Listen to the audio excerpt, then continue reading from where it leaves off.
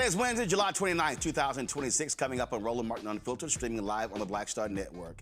Howard University Interim President Dr. Wayne Frederick joins us to talk about the disenrollment of 502 incoming freshmen and gives us an update on what's going on. Approximately 25 million people rely on a Medicare subsidy program initiated during the Biden administration.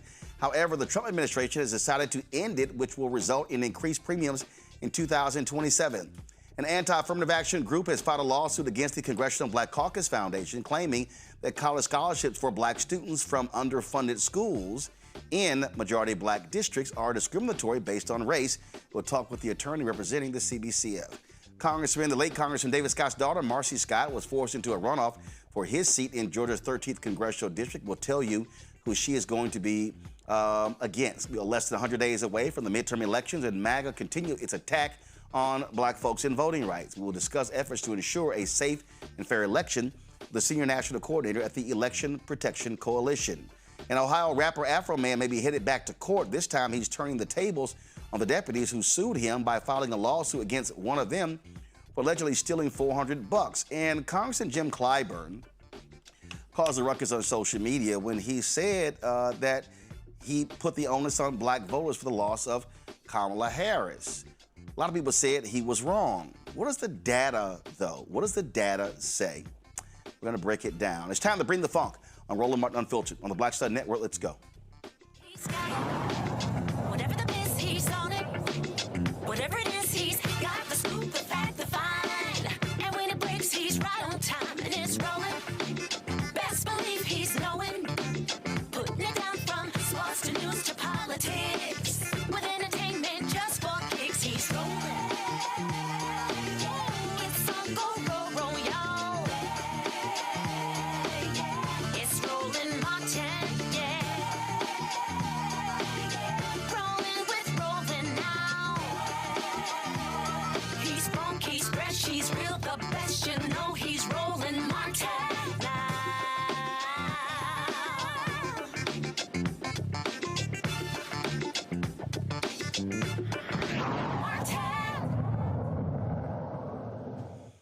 Howard University has been catching lots of hell after 502 students were de-enrolled. It's led to lots of drama. I talked with Howard University President Wayne Frederick about this, how many students have been re-enrolled, and what are they going to do to make sure this doesn't happen again. Here's our conversation. President Frederick, always glad to talk with you. Let's get right into it. So, reports said that some 502 students were impacted by the decision to unenroll them. Is that the total number of students that were impacted? That's the total number that we sent the enrollment message to, that they had not met the criteria on the checklist in terms of doing all the things that we expected them to do so that we could be prepared to receive them in the fall. That's correct. Of that 502, how many have y'all worked with to get their finances straight, and how many have been enrolled? We've worked with all 502. It's not only about finances, but primarily about finances. And over 200 have been enrolled. We're closing off the process, and so we'll have a final number soon. But about approximately over 200 have been enrolled, and a certain percentage never responded to us, et cetera, which was part of the concern. These students who are probably, making a different decision, going to go somewhere else, et cetera. Nevertheless, we needed to be able to prepare for the school year and make sure that we had everything in place on the day that they showed up. This is a large number impacted. Had you ever encountered this before? And was there anything unique that happened this year compared to previous years? Unfortunately, Roland, this probably happens every single year. And to some extent, this leaves us a bit unprepared because we really get a sense of the census the first week of class. We have people showing up, scrambling for housing, trying to get them registered, doing several different things, which also impacts our customer service negatively. And we've had people complain about not having professors in the classroom on the first day of class, etc. So we've done everything possible to make sure it was different. What was different this year? We sent out our financial aid packages in March, the earliest we've ever done that. We opened the housing portal so that they could apply for housing in April, the earliest we've ever done that. So what I would say happened differently this year is that we took every step that we could possibly take to ensure that we were prepared as early as possible and that we gave students and their families an opportunity to be prepared as well so that we could plan appropriately and be ready on August 17th, the first day of class.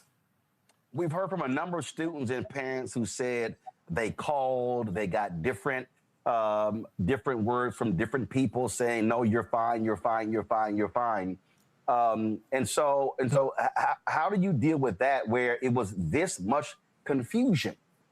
Was it all on the students' part and their parents, or is it also some of this on Howard University and because I've heard, well, you got financial aid office, you got the bursar, you got academic, you got like different places they were all calling. Yeah, so listen, higher education today is a complicated process. And so all of those offices did communicate with the students. I don't think the information was different. I think they were communicating with them about different things. So financial aid is communicating with you about documents that you may have to send for a variety of different things that you may need to do. The bursar's office might be talking to you about making payments and how you go about doing those things. So everybody that's interacting with the students is doing something different. Regardless of that, the enrollment management office is sending information about the overall enrollment process. And again, I have to emphasize, Roland, that over 2,200 students and their families got it right, did everything within the deadline time, etc., and were successfully enrolled when we made this decision. They were clear about what we were doing, what needed to be done, which means that the messaging could not have been that confusing if those 2,200 did. Now, could we do things better? Absolutely. For a private institution, we have a high Pell Grant eligible student body. Some 43% of the students are Pell Grant eligible. That means that they're coming from socioeconomic circumstances in which they need assistance with different things, et cetera. And so we have to make sure that we are providing that kind of support in a better way on a go-forward basis. We have students who are coming from homeless shelters. Unfortunately, this is a growing part of what we're seeing. And so, as you can imagine, if you're a student in a shelter, you get a bill for $1,000. You're not interacting with parents who can assist you. I think all of that can be confusing. So learning the different circumstances of our students earlier is one of the things that we're going to charge the team with. And as we build out our enrollment strategy, those are some of the elements that we would add so that we do provide more services to those students, so to ensure that everybody is clear about what their responsibilities are and the deadline dates, et cetera. So you are looking at where shortfalls were, because let's just be honest. You're on this show, you've had to go on CNN, you've had people dragging university through the mud on every social media platform. And the thing, I mean, that's not what anybody wants. And no other HBCU is going through this. We look at social. And so you've made it clear to your team, hey, if there's some places that we need to shore up, let's do that so we don't have a repeat of this in the future. Absolutely. Our process improvement is going to look at all of those things, right? One of the confusing points was what was the 50% due amount. I think what was written was clear, but we could have put an example, for instance, in the communication to make it crystal clear. Right? If the bill is $60,000 and you have aid for $40,000, some people felt they met the 50%. The 50% was related to the $20,000 outstanding beyond the aid. And so we could have put an example that would have made that clear to people, that they would have owed us $10,000 in that example I'm using, for instance. So we could always communicate better. Let me just be absolutely clear. And I have publicly apologize. Now, you did bring up one issue, though, about being on several media places and social media. And the reality is, Howard University is always going to attract that kind of attention for one reason or the other. Nobody focuses on the amount of accommodation that we're making for the group of students in general that come to us. Nobody is knocking down my door to discuss the fact that we've graduated more Black physicians than anyone else. People love the sensational stuff.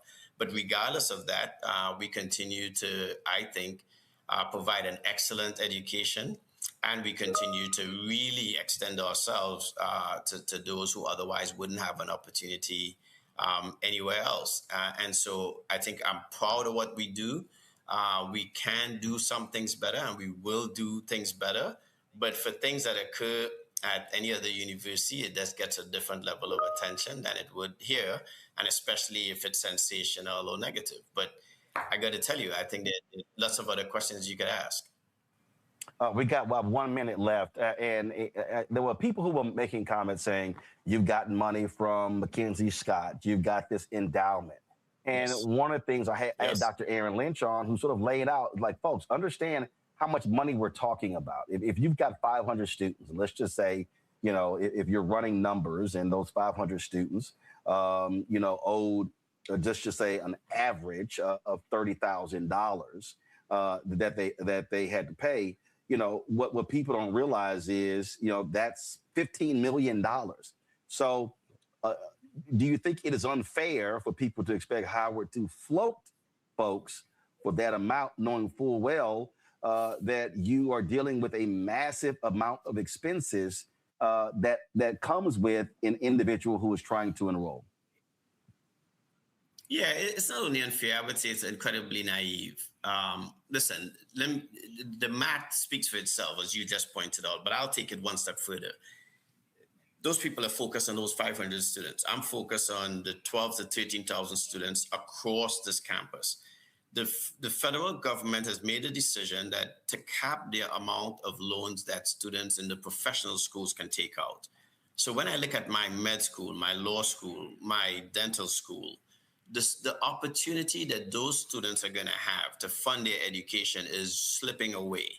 And so we are just President Frederick, for the people who don't know, that was in Trump's big, beautiful bill where that was capped. And in many ways, this is reminiscent of when the Parent Plus loan was capped under President Obama, and that caused a financial tsunami across HBCUs.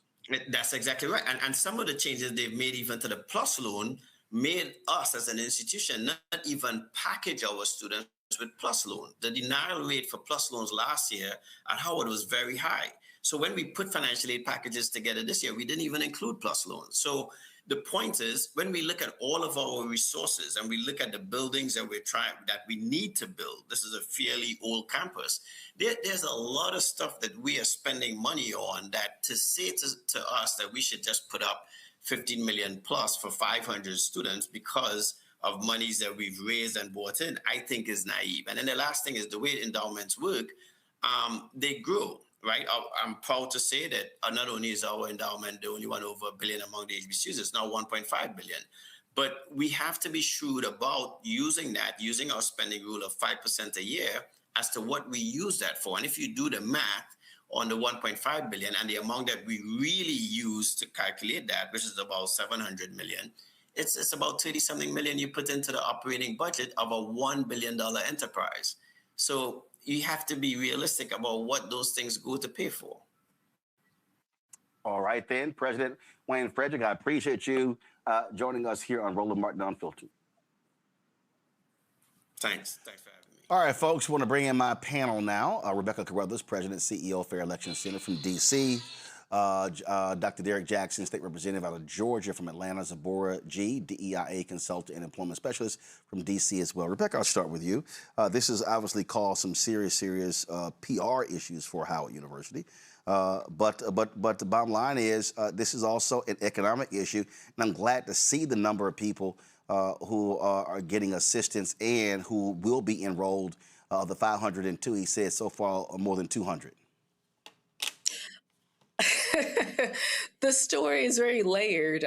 So I went to Nebraska for law school, but I did a semester abroad through Howard Law, through its South Africa program, and I did studies at University of Western Cape, which is a HBCU in South Africa. It was a school that both Black and colored students could go to during apartheid. I remember what it was like when I was transferring some of my student aid from Nebraska law to Howard, and I'm getting those calls saying that I didn't pay and all of these other things, and having to spend time on the phone with Howard Financial Aid Office. And so it's sad to see that there are still issues with students versus some of the issues I had 20 years ago. That said, we are also in an environment, a political dynamic that is trying to defund the ability of Black folks in this country to seek higher education. We know Black women over-index in seeking higher education. And so all of the avenues that have allowed for that to happen is being swiftly shut down by this administration. I think what's unfortunate is Howard is caught in a perfect storm of maybe having an inaccurate financial aid system, having an inaccurate bursar system, also facing the political headwinds of what's happening in this country. I know there are other HBCUs, and quite frankly, there are PWIs that are dealing with some of these issues and caps on federal money. However, Howard and Howard alum make it very clear that they have a certain level of excellence.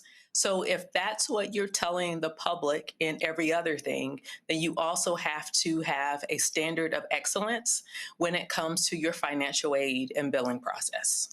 Precisely. And Derek, that was one of the points that when I asked the president, bottom line is Howard has to fix their internal issues. I mean, see, here's the whole point, okay? School is starting next month. We have not done this story for Florida A&M.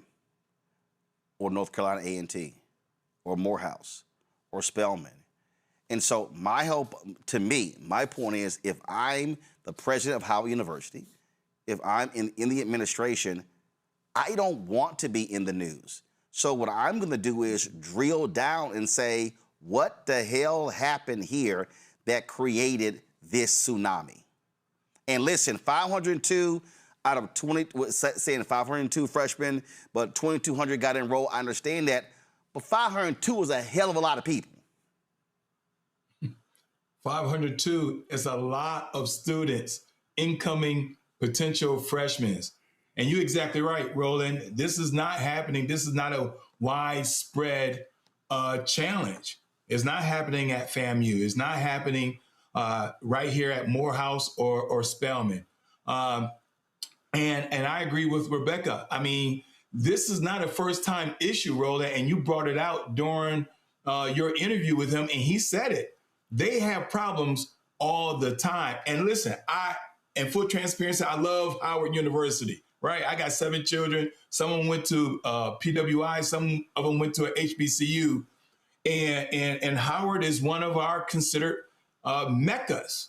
And this is not this is not a misstep or a mix-up, and I certainly and I know I appreciate you covering this, because one of the things that we have to do, especially in our community, is bring light and say, listen, there's a problem. We have 502 students having challenges. What are you doing to fix it? Because these parents, especially the alumni, want this problem fixed. And so this is not simply just a mix-up. And yes, there's a political side, and certainly don't want to already add on to what Rebecca mentioned. But the other side, we demand excellence. That's our expectation when it comes to HBCUs, and Howard is on the top of that chart. The more I'll tell you right point blank, position I have is, I'm telling everybody, we ain't having this problem next year. I mean, but we ain't dealing with this. I remember when Florida A&M had issues with checking the grades of their football players, and a number of them couldn't play in the game because they had not been approved. And that's one of those things that, I'm sorry, that can't happen.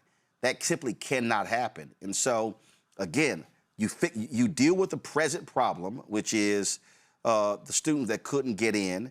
You rectify as many as possible. To his point, there may be people who chose not to go to Howard, because there are a lot of people who get accepted, but they go to other institutions.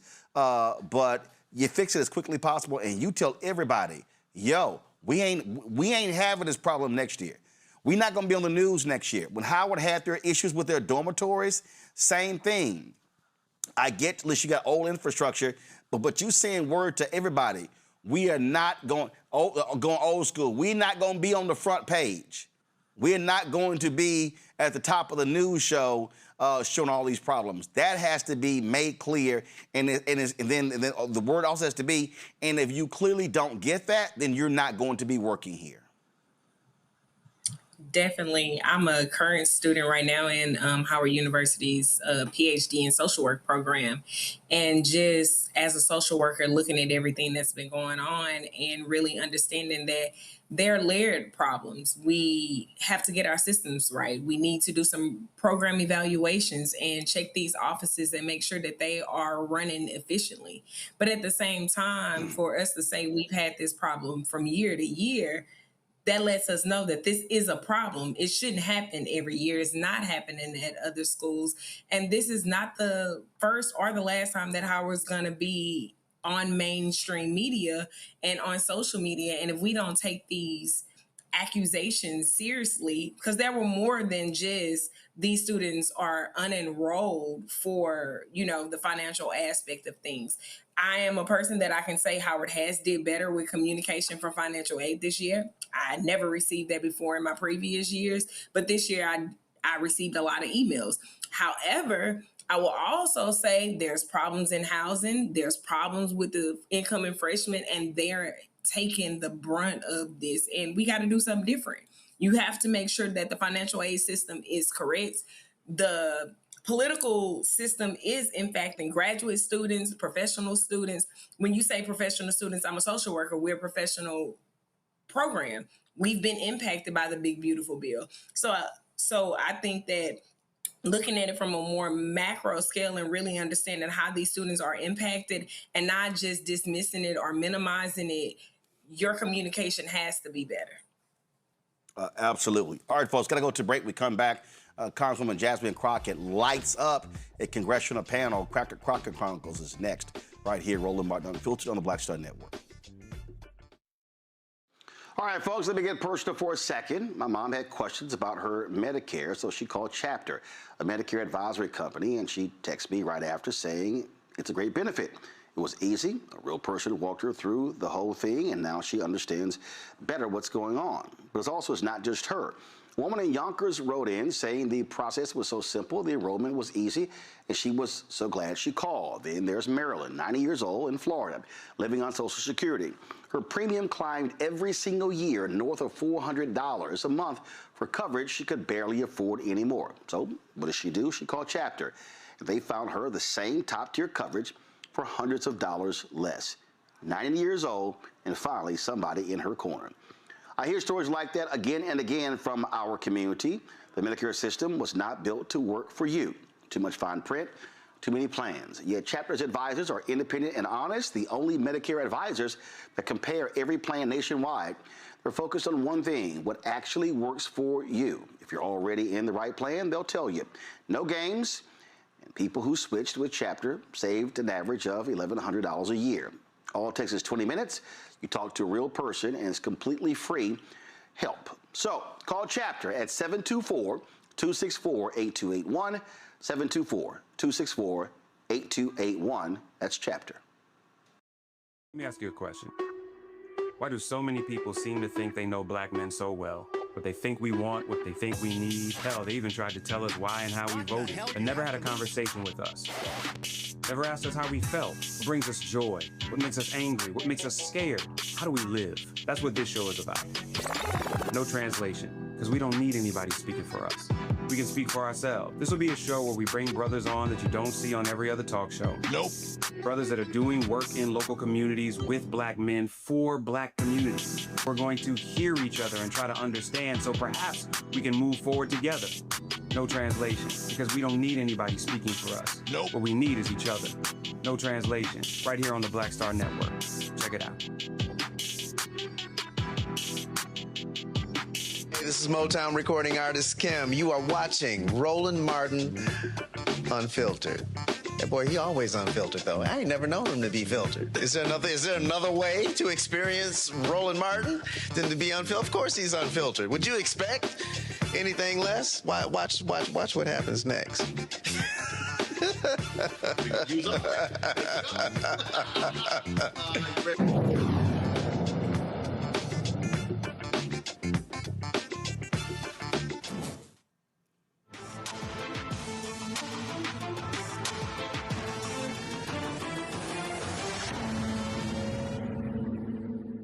Last week, the House Judiciary Subcommittee on Oversight held a hearing called False Narratives Surrounding Conditions at the Delaney Hall ICE Detention Center. During the hearing, from her opening statements to her questioning, let's just say Texas Congresswoman Jasmine Crockett was sick of all other Republican BS. Thank you so much, Mr. Chairman, and thank you so much to the witnesses that are here, as well as other colleagues that are sitting in the audience. We're back again for another edition of the Republican Party's Great Replacement Theory Therapy Session, where all the white men of the House Judiciary Committee lecture Americans on the importance of mass deportations so that they preserve their so-called American values, like shooting and killing American citizens who are peacefully protesting, or stuffing hundreds of thousands of people into cages without proper nutrition or medical care. But nevertheless, in the time since our last hearing on this topic, more than 40 people have died while in ICE custody, of which 30% have died at a facility run by GEO Group, who happens to be the same private detention contractor that operates Delaney Hall. At multiple GEO facilities, individuals report dangerously substandard conditions, including mold, various outbreaks, including chickenpox, and insufficient food and water. Facilities operated by GEO have failed to comply with ICE's own national detention standards. In fact, on numerous occasions, the government found that GEO-run facilities had, quote, incompetent leadership, and that, quote, problematic medical care was occurring as a result, unquote. GEO has also been admonished by the courts, yet the chairman has not called anyone from the company to testify before this subcommittee, which is not surprising because they're pouring millions of dollars into Republican campaigns across the country. Let us play a game of follow the money, shall we? GEO Group has donated more than $1 million to Donald Trump's super PAC, nearly $1 million to Speaker Mike Johnson's super PAC, hundreds of thousands to John Thune's super PAC. So they spend millions to get Republicans elected around the country, and in return, they get federal contracts to operate detention facilities. Republicans in Congress ignore the fact that people are dying in their facilities because of inhumane conditions and potentially criminal negligence. Also, since our last hearing on this topic, ICE agents have killed 7 people, including the brutal murders of multiple American citizens. This is all occurring while DHS routinely violates federal law. In 2024, Congress passed a law that allows members of Congress to visit detention facilities without providing any prior notice. DHS has repeatedly violated this law. They have stopped members of Congress from entering detention facilities to conduct oversight visits. GEO Group and DHS have not only blocked members of Congress from entering their buildings, they have also blocked the state of New Jersey and the city of Newark from conducting their own oversight. The governor has called for the facility to be closed. The city of Newark has sued GEO. The New Jersey Attorney General successfully sued GEO so that health inspectors must be allowed into the facility. So a record number of people are dying in ICE's custody, mainly at facilities operated by GEO, and ICE is shooting and killing a record amount of people. Yet again, the chairman has failed to call any government official to testify before this subcommittee. No one from ICE, no one from CBP, no one from the DOJ, and no one from the White House. So Democratic members of Congress, like Congresswoman LaMonica McIver, have been conducting oversight themselves.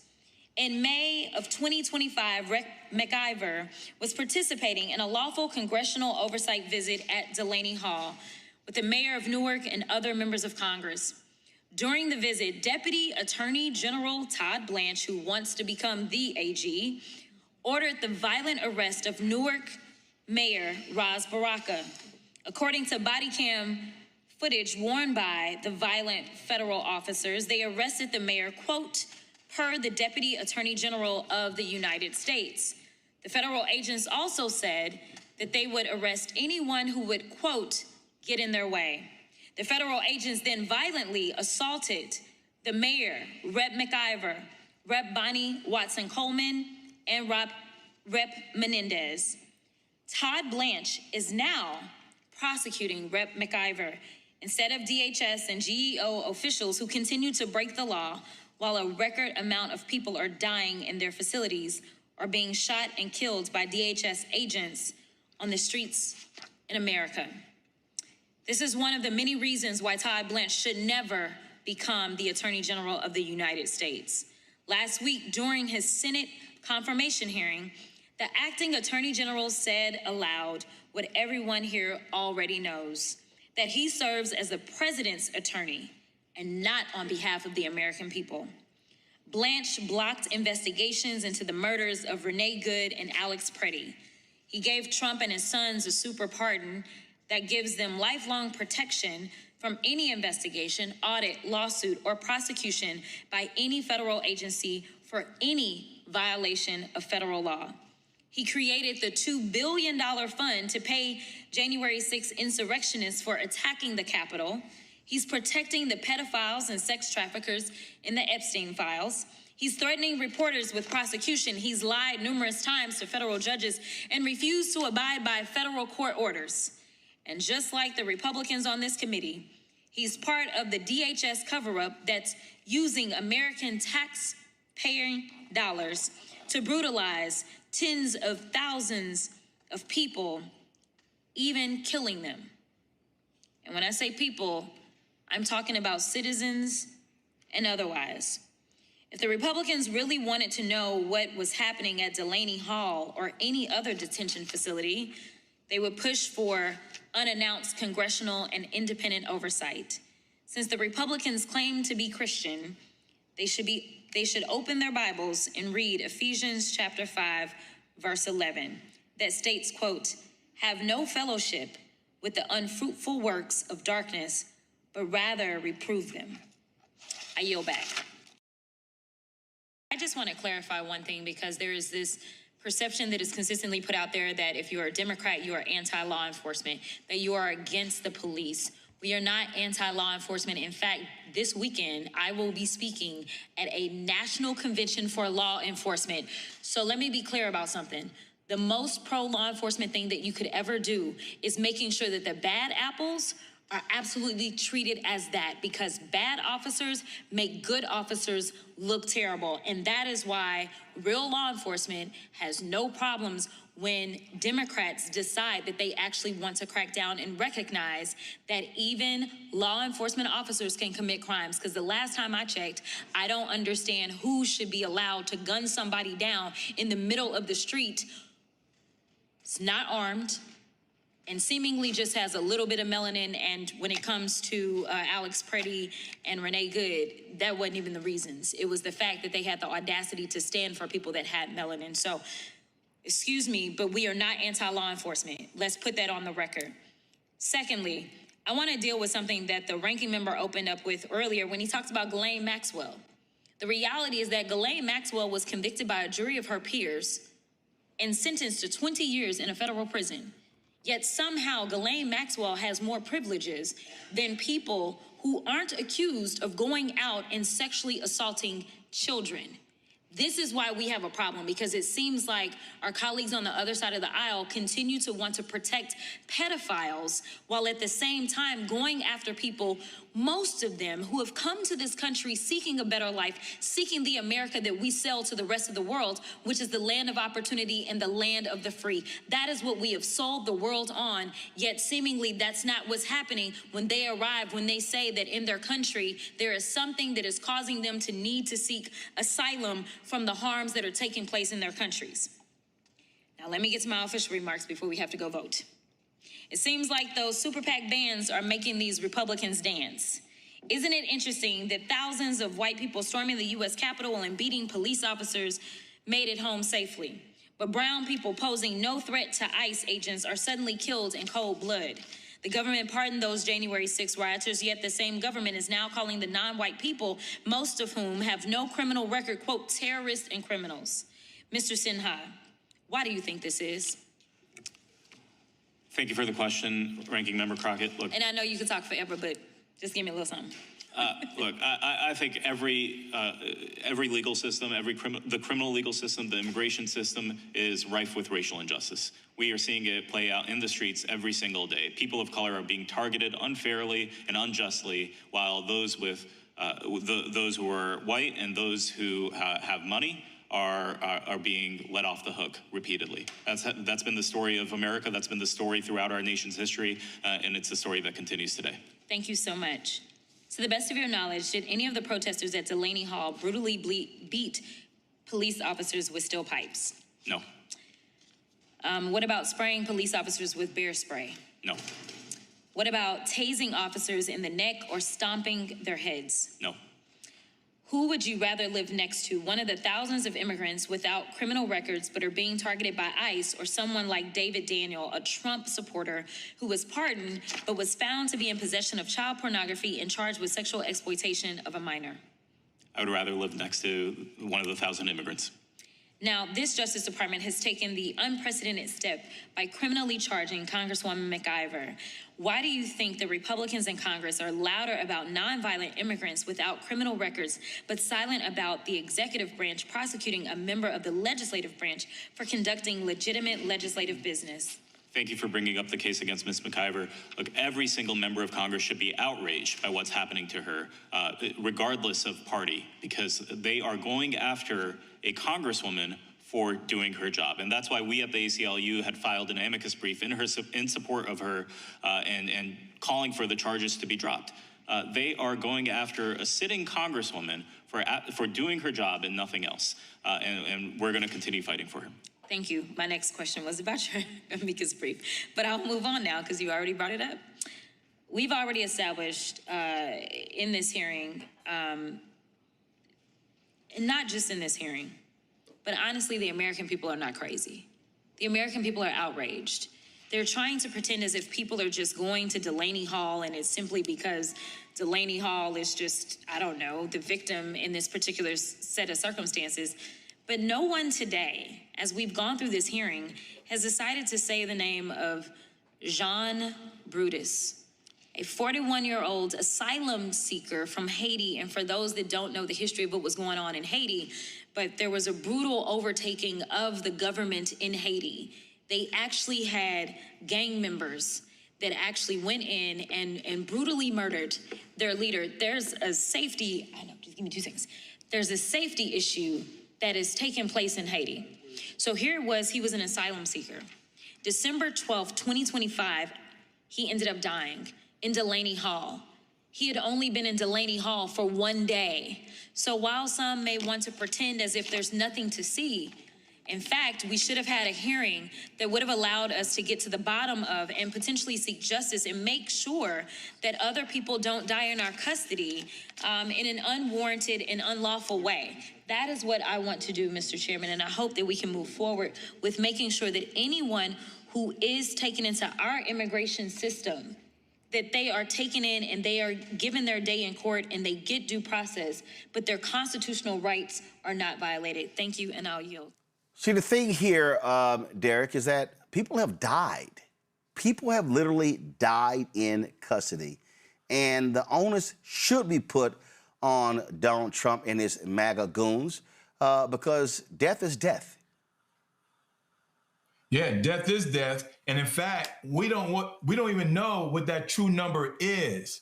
Some in the report say 50, some say over 100 in the last 18 months. Because these citizens to also be U.S. citizens, not just immigrants. So we don't even know how many U.S. citizens who have been detained and died under ICE, and we don't know how many. Why? Because they were not afforded their 4th and 5th Amendments of the Constitution of the United States. So while everybody's up here celebrating 250 years of this country and rule of law, and they keep preaching this whole thing about the Department of Justice, cleaning things up, securing our border, meanwhile, they're demonstrating the most inhumane thing that this country is going to have a stain on them for a very long time. And here's my last point, Roland.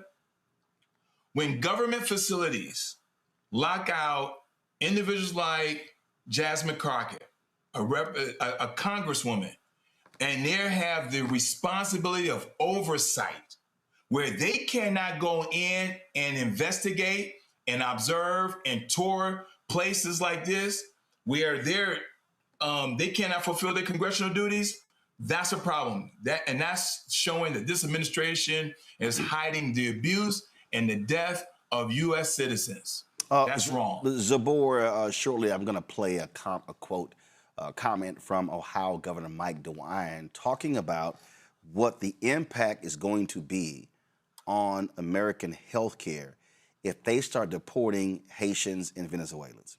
The reason I say that, because there is a lot of anti-immigrant sentiment among some African Americans.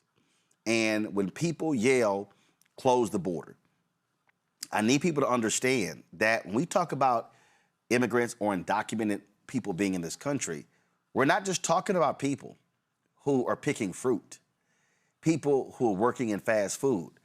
Our healthcare industry, where we already have a shortage of doctors and nurses, is going to be seriously impacted.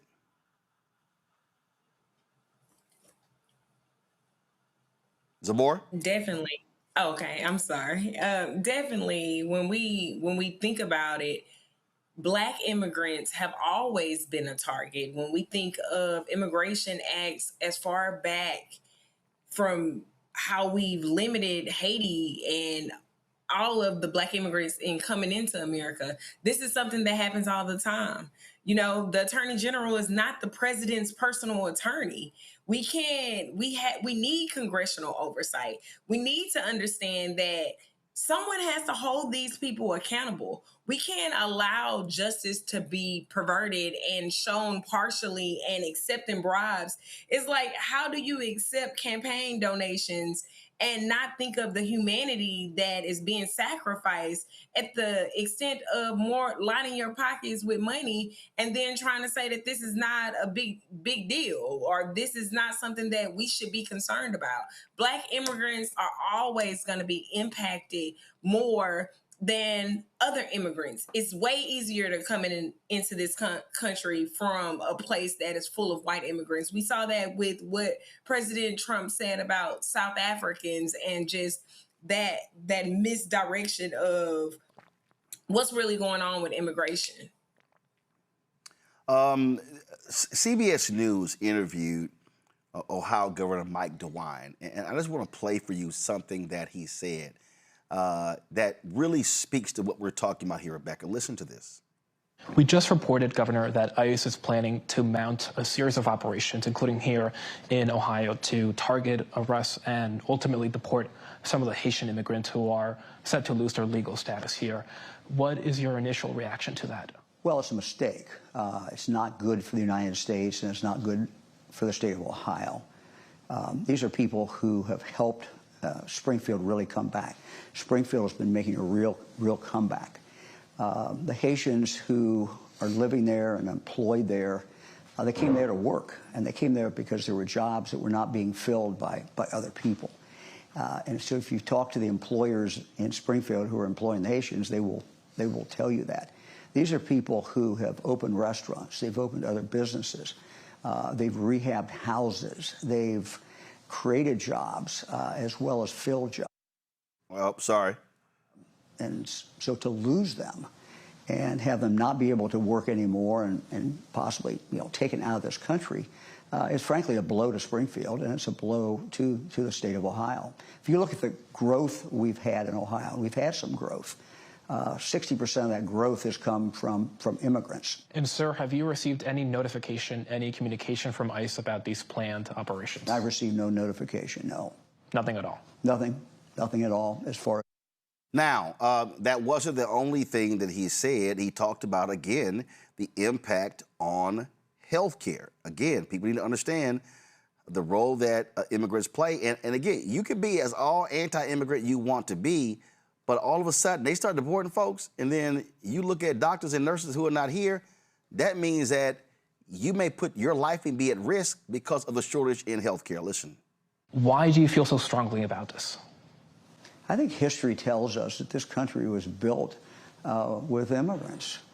My family came here in the 1840s, escaping the famine in Ireland. And my great-great-grandfather came to Yellow Springs and worked on the railroad, building the railroad at the time. There's always been a blend of people who are native to Ohio, who have been here for generations, but also people who come in. I think that this is a great opportunity, frankly, for President Trump. He has done a phenomenal job. His administration has done a phenomenal job in taking care of a huge problem. That problem was the southern border. The southern border is virtually now sealed. It's what we wanted. It's what people expected him to do and what he's been able to do. The fact that the border has not been sealed in the past and there's been a huge problem has caused this country not to be able to have a debate about legal immigration. I think that the president has the opportunity to turn this and to say, look, it's now time. We've got our border sealed. It's now time to have a discussion with the Congress and the American people. Who do we need in this country? Who is in our economic interest to have in this country? I'll give you one statistic. In Ohio, I think 22 or 23% of our physicians are foreign-born. Our STEM workers, a large number of them are foreign-born. These are just facts, and a good debate will bring that out. We need to develop a immigration policy that is an. Rebecca, this is a Republican governor in Ohio. You know, Roland, the reason why this issue is so hard for a lot of politicians is that this country doesn't have the moral authority in creating its policy on immigration in this country. Like, mind you, this is stolen land that these very people have stolen, come into this country, and then try to say, oh, people can't come into this country. I mean, even in American history chose to whitewash it. Look at the Statue of Liberty. The Statue of Liberty was given to the U.S. from France to support the emancipation of enslaved Black people on this continent. Instead, through whitewashing of history, it became, oh no, the Statue of Liberty is about welcoming immigrants to this country. That's what Ellis Island is all about. That isn't the case. That isn't reality. That isn't the history of this country. And so, trigger warning for your audience, it should not be, so being in the America undocumented, your punishment should not be rape. We know that many, both men and women, boys and girls who are in ICE custody have reported being raped. We see that there is 12, 13, 14-year-old children who are now pregnant and have now been moved, according to reports, have been moved to special facilities within the ICE system. What's happening within ICE is not okay. And even if you are a Black American, you should care about this issue. You should care about the humanity. There were jokes about alligator Alcatraz in Florida. You know why that's disgusting? Because my ancestors, especially Black enslaved children and babies, were considered alligator bait. This is American history. This is the American way of doing things. And because of that, America does not have the moral clarity or authority on the issue of immigration. So where the question shall lie is the penalty of being in this country undocumented, should it be death? If the penalty should not be death, then there should actually be humane facilities, humane treatment of people who are in ICE custody. If we really care about the humanity here, then these people shouldn't be rounded up similar to a century and a half ago when you had slave catchers terrorizing Black folks all across the South and into the North. And so we need to have a conversation centered around humanity, because this is a humanitarian crisis. I understand that every modern nation state must secure its borders. Absolutely. But the conversation that we're seeing, the policies that are being put forth, isn't about protecting our borders or knowing who's in the country versus not knowing who's inside your country. Like, there shouldn't be porous borders. No country should have porous borders. But that's not what this is centered about. Instead, this is centered about removing Black and brown people from this country so this nation can be a white country. I also want people to think about this here. I saw something from Neil deGrasse Tyson the other day. And I need people to understand what's going on here. There is a literal dumbing down of America. I'm going to say this, and Trump has already said it. MAGA believes it.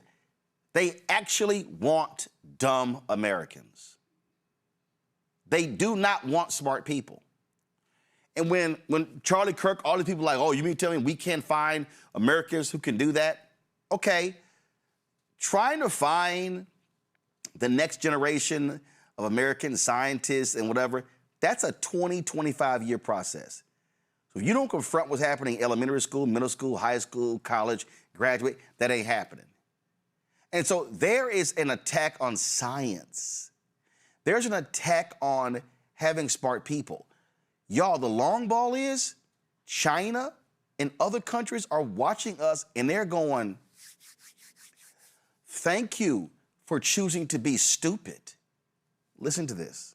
There's an intellectual vacuum, scientific vacuum that is descending upon the United States. And that has consequences. I'm not here to tell people who to vote for or what to vote for or who your candidate is. It has nothing to do with this. It has to do with an if-then statement. If you're okay with the United States losing its scientific leadership, especially in the physical sciences, if you're okay with that, you will get the country you voted for. And that country is one where we will no longer innovate because our greatest innovations are based on the frontier science that's way beneath them, hidden from the daily news reports, hidden from what you see and hear about as you surf the internet. That goes away. We lose the foundation of our innovations, and the United States fades on the world stage. And they will do things that will impress us, just as we did things my entire life growing up that impressed the world. We went to the moon. Nobody else was close to going to the moon. As a scientist, it kind of doesn't matter who's making the advances because the fields of science move forward. But as an American, I like baseball, I eat hot dogs, and I eat apple pie. Yeah, I'm American. It kind of hurts to watch this hard-earned leadership evaporate. We will be less secure, less healthy, and less wealthy because some community of people who influence what this country is do not see the value of science deep below all of that. Zabor, he nailed it. These people really love dumbness. And MAGA is feasting off of this literal stupidity. It's a war on our intellectual abilities, from how you're attacking the education system, from how you're attacking universities with funding, with just the ability to be free of thought. Institutions are supposed to be places where we can question everything, create new knowledge. If we can't have the scientists in place to where we can make these discoveries, when you look at the impact that Black inventors have had on America and the progression of America and how far we've came and how we've been able to be global leaders, people of color have always led the forefronts of these things. We have been the reason of why America is constantly pushed forward. So when you look at things like upholding and uplifting January 6th attackers and terrorists, and you look at how science is being impacted and how we're not We're not thinking about agriculture and climate control and environmental justice and all of these things.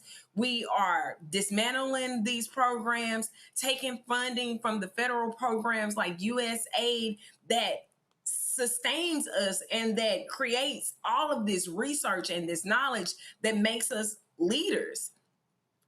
We have to do something about it. You think that you are impacting Black and brown people from going to university because Black women were the #1 educated group of people. You think that's the case when in reality, you're actually making, for lack of a better word, America go to hell in a handbasket very quickly by taking away all of the things that have made us great. The thing that is crazy, Rebecca, if you even think about the atomic bomb, go to my iPad. This is from nps.gov. It was literally refugees who pushed America to advance in the building of the nuclear bomb. I'm like, but again, though, MAGA is so fixated, and Trump knows the game. He knows his people are not smart. He knows they can't read. He plays to them being dumb. And I remember years ago I was on CNN with John Avlon and Anderson Cooper, and John's like, yeah, Roland, I'm not going to call the American voters dumb. I said, I will. He's playing on their dumbness. This is a Republican governor of Ohio. Ohio has gone deep red over NAFTA and other issues. And guess what? All those broke white people in the Midwest who are sitting here saying, oh, Trump understands me. No, he doesn't. He's playing you. I keep saying it. These broke white people couldn't even walk through the lobby of Mar-a-Lago or any of his hotels. And he's playing them, and they don't even realize it. Look, Roland, it's not just broke white people in the Midwest. It's white people across this country, whether they're broke or not. A lot of the hedge fund managers are white, and a lot of them are white men. And statistically, at least 75% of white men support Donald Trump. So let's just, I'm pushing back here because sometimes I hear this from a lot of white liberals who try to say, oh, well, those are just ignorant, dumb white people. No, this is white people in this country. Oh, no, I agree. But the reason I was specific to Ohio, because this was Mike DeWine, their governor, who was sitting here going like, yo, this is our economy. And the white folks in Springfield, they should have been the ones pushing back the hardest against J.D. Vance and Donald Trump by saying, y'all know what the hell y'all talking about. But Mike have a lot of nerve, too, because guess who he supports? This isn't like Donald Trump just showed up yesterday and said, okay, this is what I'm going to do. This is who this man said he was. He's doing the things he said he was going to do. So the Mike DeWine's great. Glad you're joining the party. But, okay, why don't you do good stuff in the state of Ohio that you could do now while you are still the executive of Ohio? So I'm not about to give him, points. I'm not suggesting that you are. I'm just making it plain. This is not the time to give Mike DeWine points. Oh, no. I'm not giving... He's a part of this issue, too. Right, Derek, I'm not giving him points, but again, this is a perfect example. You supported the dude. Now you're realizing you're about to get screwed in your state, and your economy is about to tank because of this idiot at 1600 Pennsylvania Avenue. You're exactly right. In fact, they knew about the plan before the plan was executed, Roland. We all discovered Project 2025 back in 2023. And in Project 2025, it was very clear that their objectives were 4 things: to make us dumb, poor, sick, and powerless. Dumb, poor, sick, and powerless. And they were going after everyone, not just poor white people. They were going after everyone. They were very clear. They said, and what did they do? The very first thing, they started dismantling the Department of Education. They just took an axe handle to it. And then they said, we're going to make you poor. They're going after our money, and they're going to enrich themselves. We got a trillionaire now. And then they said, we're going to make you sick. And just CDC said today that measles outbreak is the highest it has been in 35 years. That's getting not just white people, that's getting us too, our children. And then they said, we're gonna make you powerless. We're gonna go after your civil rights, your human rights, your constitutional rights. And so they're executing exactly what they told us in 2023, what they're going to do if they get back in power and exercise Project 2025 to make us dumb, to make us poor, to make us sick, and to make us powerless. So we should not be surprised. Yep, absolutely. All right, folks, lots more to talk about, including tax and Medicare Plan D. We're going to break that down, as well as protecting this next election. Lots to discuss. You're watching Roland Martin Unfiltered on the Black Star Network. Support the work that we do. Join our Bring the Funk fan club. If you want to support our work, do me a favor. Go to, you want to give to us via Cash App. Use a Stripe QR code. You see it right here. It's also for credit cards. If you're listening, go to blackstarnetwork.com for ways to donate. Checks and money order. Make it payable to Roland Martin Unfiltered, P.O. Box 57196, Washington, D.C., 20037-0196. PayPal's R. Martin Unfiltered, Venmo RM Unfiltered, Zelle Roland at RolandSMartin.com, Roland at RolandMartinUnfiltered.com. We'll be right back.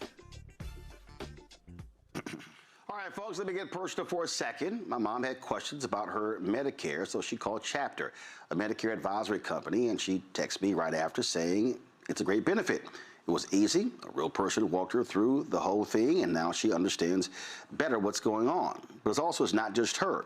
A woman in Yonkers wrote in saying the process was so simple, the enrollment was easy, and she was so glad she called. Then there's Marilyn, 90 years old, in Florida, living on Social Security.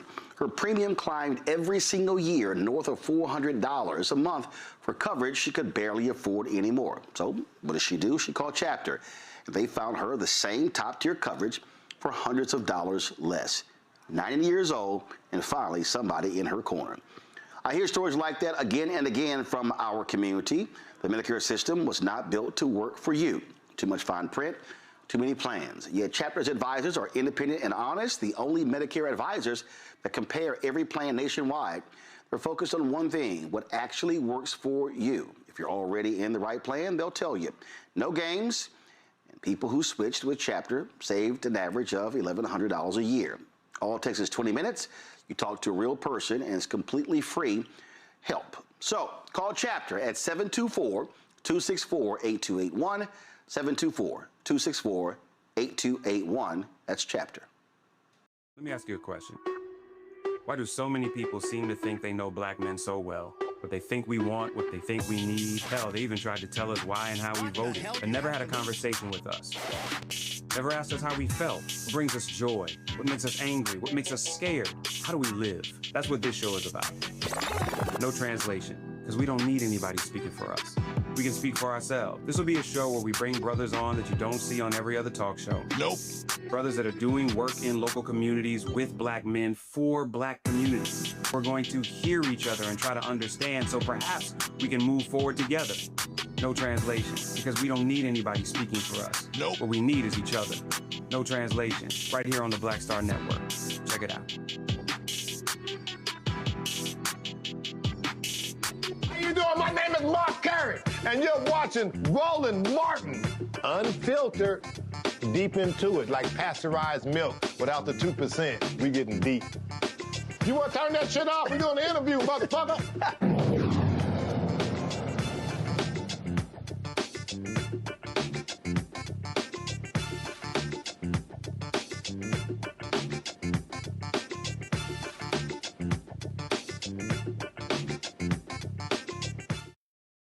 Play the music.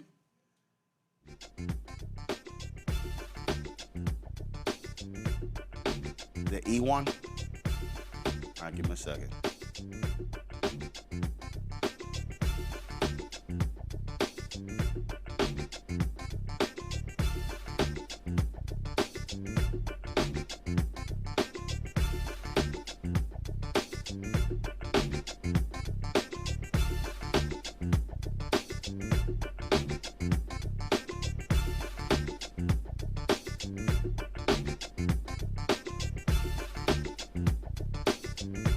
Yo, we're 96 days from the midterm elections. With attacks on voting rights and the attention on voter fraud, many organizations are positioning themselves to fight back. The Election Protection Coalition is coordinating trained volunteers and professionals to make sure everyone gets the right to vote. Camille Factory is the national coordinator for the Election Protection Coalition. She joins us right now. I'm glad to have you on the show. All right, so real basic, how y'all protecting us?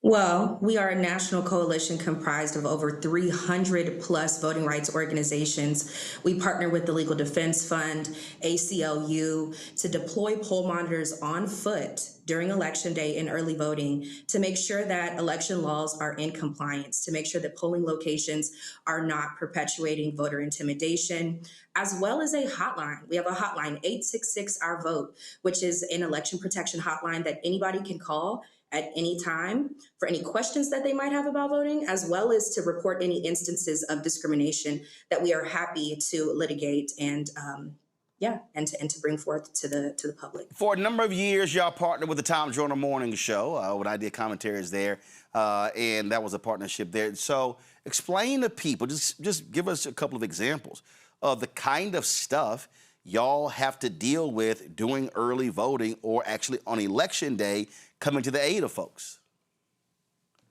Absolutely. So, I mean, Calais is a great example, right? What we just saw at the Supreme Court, where the Voting Rights Act was basically gutted, right? Maps being redrawn confuse voters. Voters know their precincts, they know their polling locations, but when these abrupt changes happen, early voting, we see a high call volume of especially Black and elderly voters who have questions and who are confused. We also see poll workers engaging with misconduct, right? Engaging in partisan activities, intimidating voters as they're casting their ballot. So to us, it's extremely important that elections remain free and fair and safe in the state of Texas, as well as, which is where I'm based out of I'm calling today from Texas, but across the country, right? Because the foundation of our democracy, these seeds were sowed by our ancestors. And so we want to protect that, as well as the vote of anybody who wants to cast their ballot. And here's a perfect example. There are people who might show up at the wrong location. And you've had some poll workers who didn't even tell them where it actually was. I've heard stories where they said, hey, I'm not obligated to do so. And so now that voters like, well, man, where do I go? Who do I call? And to your point, a lot of elderly voters. I remember I was in Dallas. I remember there was a video, so people tried to make jokes about it when I was shedding tears when people were voting. Because, man, it was like 6 a.m. They were in line. It was a massive line, and it was cold. And I remember the day before, I was getting ready to do the show at Friendship West Baptist Church, which is a voting location. And it was an old brother. He drove up slowly. And he was like, young man, he said, is this where voting is going to be tomorrow? I said, yes. He said, now what time again? My man was like doing he was pre-gaming it. He was laying it out. I remember another year, Melody Campbell, National Coalition on Black Civic Participation, they were doing phone banking. And they were calling folks in Florida, and they hit this 90-year-old Black woman. She said, baby, y'all need to call me. She said, my son is coming to pick me up tomorrow at 9 a.m. He gonna take me to vote and bring me back home. So y'all need to call somebody else who ain't voting. I'm good. But there are others who, when these changes drop, they literally don't know. Absolutely, absolutely. And, Roland, I love to think about what our ancestors like Fannie Lou Hamer would have done with a resource like 866-OUR-VOTE, right? On the other side of that hotline are volunteers as well as civil rights attorneys, like I said, who are ready to escalate that issue. But what we also do at the Election Protection Coalition is if we have long lines and voting machines are reported to not work, we will file litigation in that county to ensure that the polling location hours are extended, et cetera. But to your point, voting is a tradition for the Black community, right? I love to challenge myths about Black folks being apathetic when it comes to voting. And even if we have every right to be, right? There are systemic flaws left and right, especially under this administration. But Election Protection, 866-OUR-VOTE, and the Lawyers Committee for Civil Rights Under Law do not want anybody to hang their heads, right? We are fighting every day to protect our democracy. And we do believe that the foundation of our democracy will ensue. Questions from the panel. Rebecca, you first. Thank you so much for being on the show tonight. Fair Election Center, I'm president and CEO. We do work in coalition with you all. Very excited of being in community, especially with the election protection hotline this cycle. So one of the things that we're doing at Fair Election Center, we hire students on campus. We call them Democracy Fellows. We are making sure that our hundreds of Democracy Fellows are trained on, are plugging into their state tables, are trained with election protection so they could sign up for a shift, especially for the polling locations on or near campus. So what do you have to say to them about participating in the elections this year? So firstly, thank you so much for your partnership. We greatly, greatly value your partnership and everything that you do with election protection.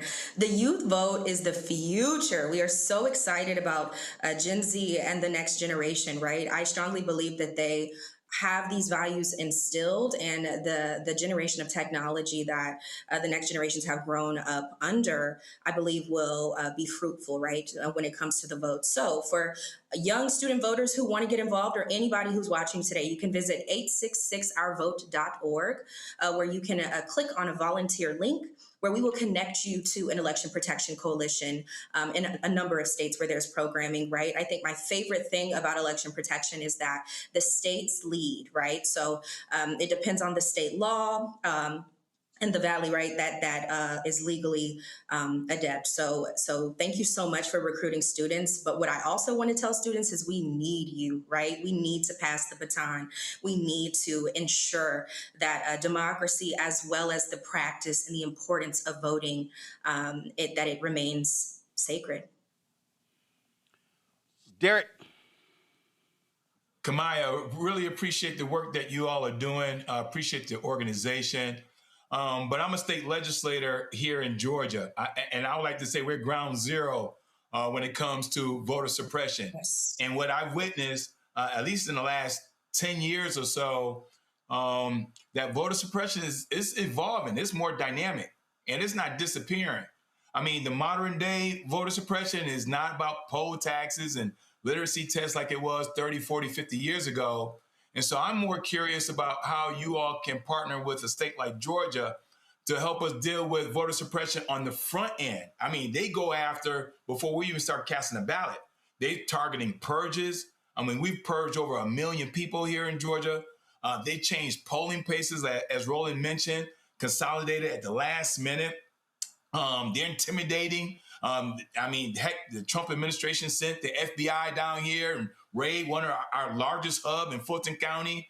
They're intimidating our poll workers. So what kind of work that you all can do to assist us in this effort that they're doing voter suppression before the doors are even open? Absolutely. So first of all, thank you for the work that you do as an elected official. I will say we have a strong, badass coalition in Georgia, right? Georgia is one of those historic states where we see election protection in a high call volume. What I would say is voter education should be a 365-day of the year effort, right? We need legislators and elected officials like you to help us promote this hotline. But further, we need to also strengthen our relationships with election judges, with poll workers, right? Making sure that we're all on the same page about changes to law, and changes to the legal landscape as it pertains specifically to elections. So I think that I know first that voter education is super important. Secondly, promoting 866-OUR-VOTE, right, would be a extreme help. I'll also share with you too, right, in a state like Georgia that is actually extremely diverse, just like Texas, this hotline is available in different languages, right? Because bottom line, this fight is about access. This executive order that Trump just put forth a few days ago with the mail-in ballots, right? That's about access. They don't want folks who live with a disability, who might be elderly, who might be a single parent. They don't want them to have access to their ballot. So it's important that we partner with elected officials like you to get out the word about election protection and 866-OUR-VOTE, and make sure that we promote the hotline in other languages such as Spanish, Arabic, and Asian languages as well. Zamora. Thank you so much for the work you're doing. I love the Black Voter Survivor Guide that's on 866-Our Vote. You mentioned access and individuals with disabilities, and I want to know what specific measures is the Election Protection Coalition taking to ensure voters with disabilities can access things like curbside voting and other accommodations on Election Day and just be more knowledgeable. You know, I saw that there was a voting plan, but I didn't see anything really about disability voting planning so that people can know to plan for those accommodations on Election Day. What are y'all doing about that? Absolutely. Thank you. I love this question because shout out to Disability Rights Network. They're one of our National Election Protection Steering Committee partners, right? They have several chapters throughout the country that we partner with. But one of the major things that election protection does specifically pertaining to disability is that we deploy poll monitors during early voting and Election Day. These poll monitors physically go out to polling locations to ensure that there is ADA compliance, right? That there is curbside voting, that signage, that you can see the signage, that it is accessible, as well as the option of seating for voters that may not be able to stand, right? We also get calls into the hotline about people who might be in the hospital and want to know how to cast their ballot that day, right? Want to know if they're eligible to vote based on either giving birth or having a medical emergency, right? The threshold of disabilities is large and wide, but we really count on our poll monitors, our volunteers who are boots on the ground, right? Ensuring that these polling locations are in compliance. So what that looks like is they'll go to a polling location, they'll see that something is out of compliance. They will call the hotline and let us know that this is an issue. And we, the civil rights litigation attorneys, right, on the other end of that hotline, will call the election judge directly and say, hey, you're out of compliance. We are with the Election Protection Coalition. You need to fix this, right? In some cases, that can look like litigation that we might file to ensure that this does not happen again. All right, come on, we surely appreciate it. Thanks a bunch. Thank you. Folks, let's talk about Georgia. The results for the Georgia 13th Congressional District special election are in, and voters will head back to the polls for a runoff next month. Tuesday's election was held to fill the seat left vacant following the death of longtime Congressman David Scott. Scott's daughter, Marcy Scott, emerged with the top vote but fell short of the majority needed to win outright. Scott took 46% of the vote, followed by Democrat Everton Blair, 37.4%. Republican Cesar Gonzalez received 8.7%. Republican Faith Park got 4.7%. Democrat Carlos Moore got 3.1%. Scott and Blair will face off in a runoff election on August 25th. The winner will serve out the remainder of David Scott's term as Congress for the rest of the year until the new Congress is sworn in January. All right, let me go to a break. I'm having issues with microphones. I need to switch it out. We'll be right back. All right, folks, let me get personal for a second. My mom had questions about her Medicare, so she called Chapter, a Medicare advisory company, and she texted me right after saying it's a great benefit. It was easy. A real person walked her through the whole thing, and now she understands better what's going on. But it's not just her. A woman in Yonkers wrote in saying the process was so simple, the enrollment was easy, and she was so glad she called. Then there's Marilyn, 90 years old, in Florida, living on Social Security. Her premium climbed every single year north of $400 a month for coverage she could barely afford anymore. So what does she do? She called Chapter. They found her the same top-tier coverage for hundreds of dollars less. 90 years old, and finally somebody in her corner. I hear stories like that again and again from our community. The Medicare system was not built to work for you. Too much fine print, too many plans. Yet Chapter's advisors are independent and honest, the only Medicare advisors that compare every plan nationwide. They're focused on one thing, what actually works for you. If you're already in the right plan, they'll tell you. No games. And people who switched with Chapter saved an average of $1,100 a year. All it takes is 20 minutes. You talk to a real person, and it's completely free help. So call Chapter at 724-264-8281, 724-264-8281. That's Chapter. Let me ask you a question. Why do so many people seem to think they know black men so well? What they think we want, what they think we need. Hell, they even tried to tell us why and how we voted, but never had a conversation with us. Never asked us how we felt, what brings us joy, what makes us angry, what makes us scared. How do we live? That's what this show is about. No translation, because we don't need anybody speaking for us. We can speak for ourselves. This will be a show where we bring brothers on that you don't see on every other talk show. Nope. Brothers that are doing work in local communities with black men for black communities. We're going to hear each other and try to understand so perhaps we can move forward together. No translation, because we don't need anybody speaking for us. Nope. What we need is each other. No translation, right here on the Black Star Network. Check it out.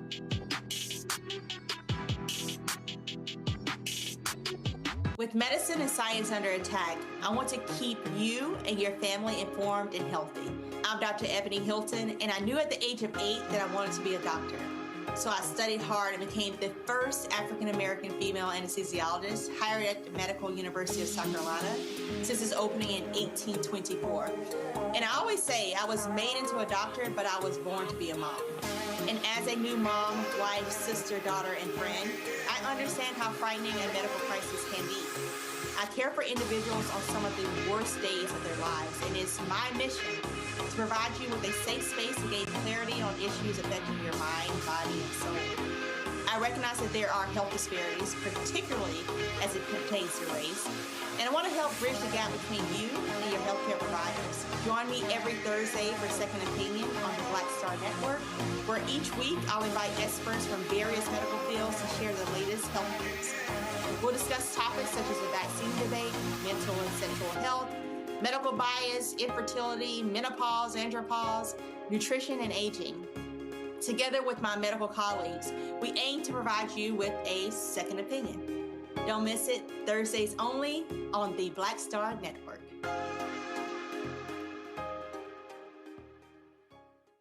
I'm Ryan Wilson, CEO and co-founder of The Gathering Spot, and you're watching Roland Martin Unfiltered on the Black Star Network.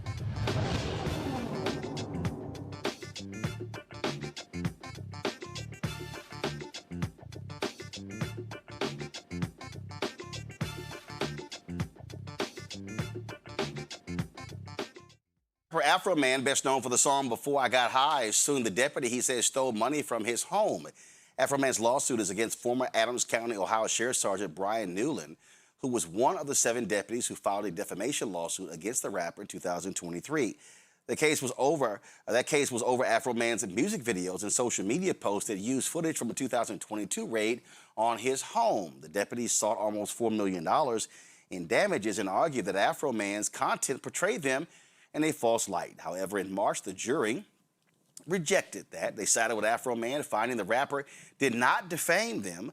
Under Afroman's lawsuit, he seeks damages under 4 claims, requesting at least $25,000 per claim, including malicious prosecution, abusive process, intentional infliction of emotional distress, and tortious interference with contract. Afroman is also seeking attorney's fees, lost income, emotional distress damages, punitive damages, and demanding a jury trial. Look, I'll be honest, the reason I love this lawsuit, Derek, is because he's holding them accountable for their actions. And the bottom line is they were pissed off. The judge was ticked off that he won, and his whole deal is, okay, where my money at?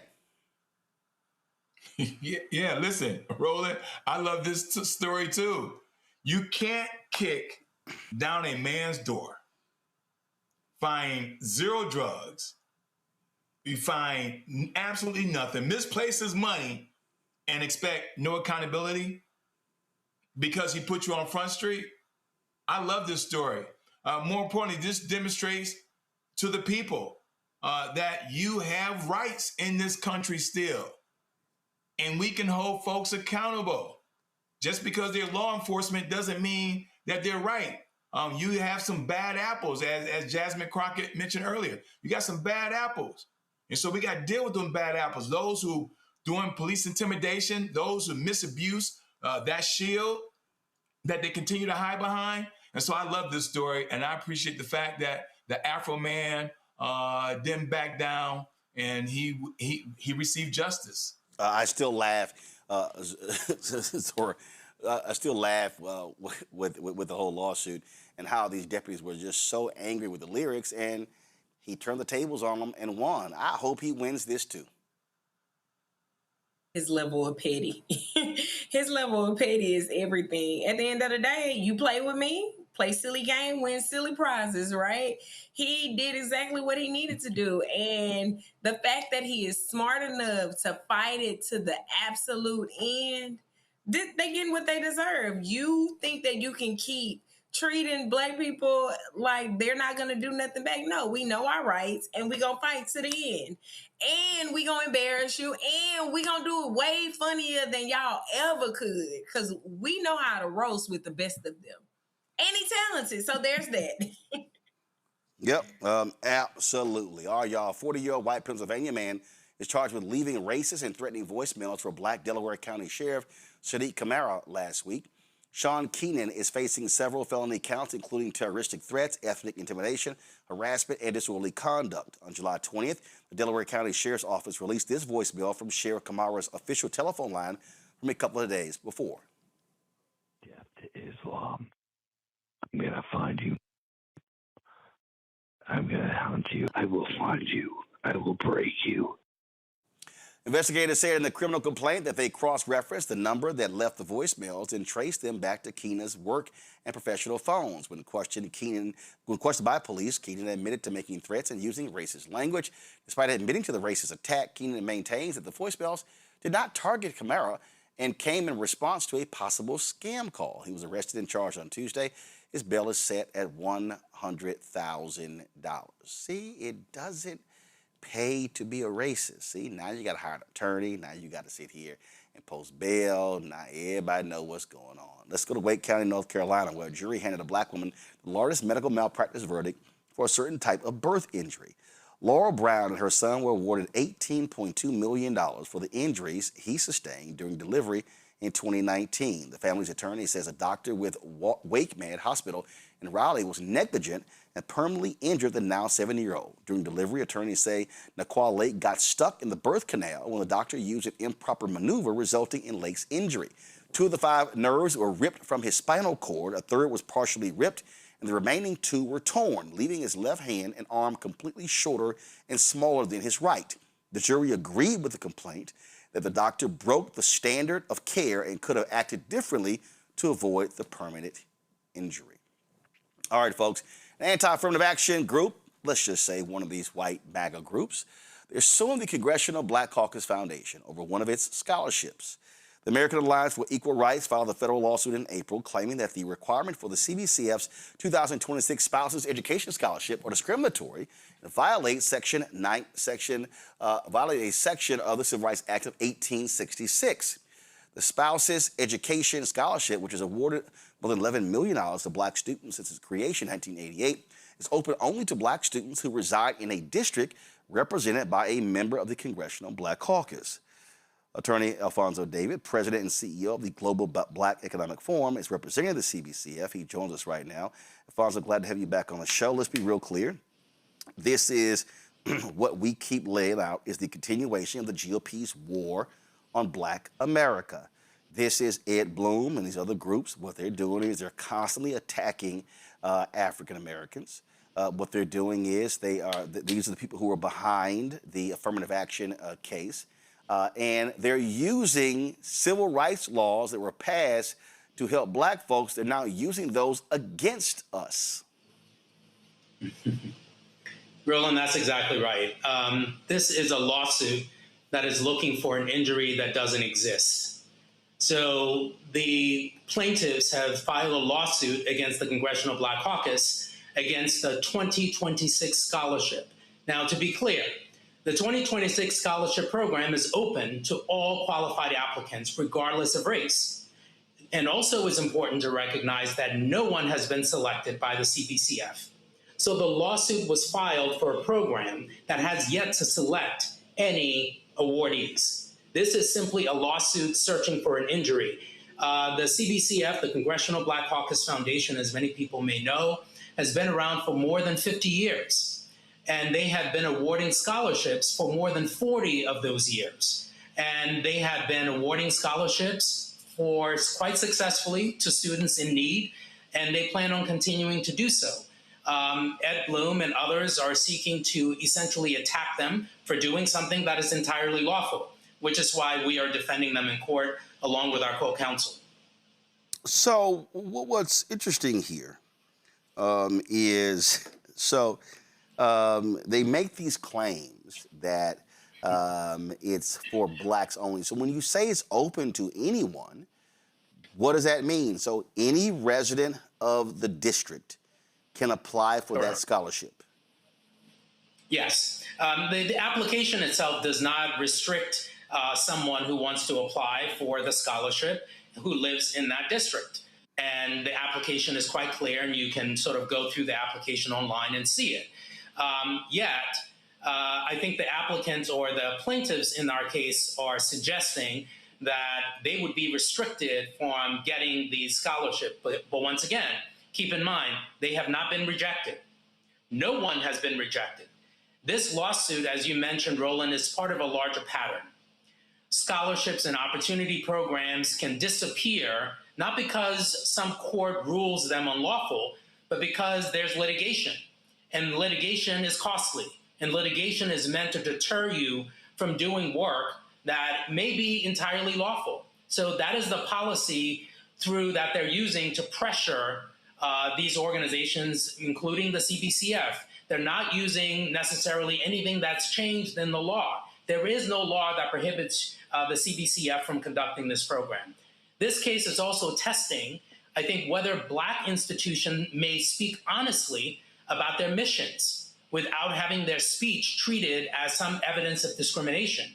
Now, whether you're a charitable organization, and we know many charitable organizations that are providing services and resources and grants and programs, the charitable organizations we're seeing that are being sued all happen to be Black organizations.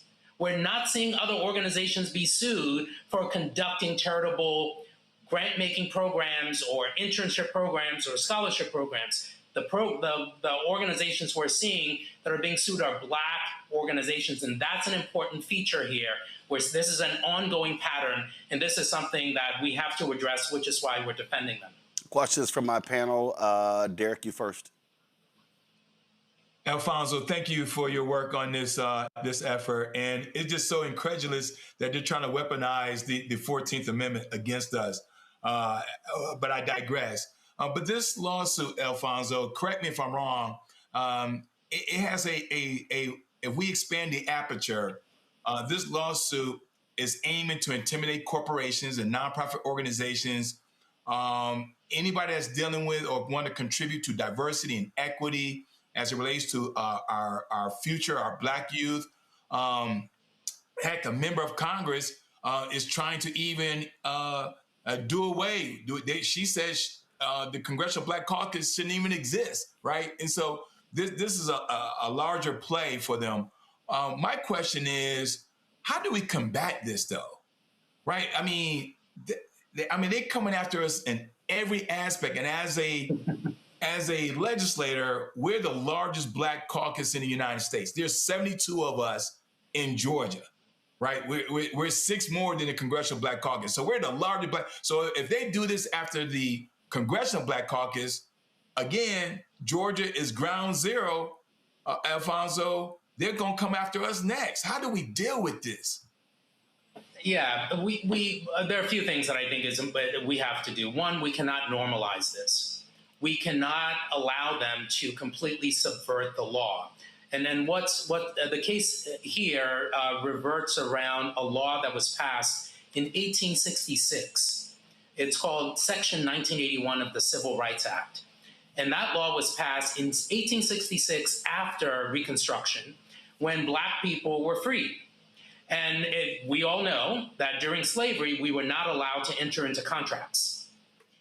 We were considered property. So we could not purchase a car or enter into a mortgage. We weren't allowed to do any of that. So this statute was passed in order to allow Black people to enter into contracts in the same way that white people had historically been able to enter into contracts. And what they're doing here is taking that statute and arguing that the scholarship application is a contract. And that when you apply for the scholarship in their mind, they're only limited to Black people, which is wrong because there's no restriction based on race. For the 2026 scholarship, the eligibility requirements do not restrict applicants based on race, but they're arguing that this law should be used to restrict the Congressional Black Caucus from continuing their program. So one, we have to make sure we're not normalizing these arguments to suggest that we can no longer do work that has been entirely legal. Second, I think it's important that we collaborate across the board. What we can't do is operate in silos. We work with partners both on the domestic, in some of the regional litigation, national litigation, international litigation. We're seeing this also outside of the United States. We're seeing programs that are being tapped in London. We're seeing programs that are being tapped for Black people, or that have been used to benefit Black people, or organizations that have missions that have been focused on people of color. So we have to make sure that we don't normalize these arguments. We have to fight back. I know it's difficult because we're seeing lawsuit after lawsuit after lawsuit. The goal is to beat us down and make us believe that there are no options. But we do have the options. We do have the Constitution. We do have these statutes. We do have regulation.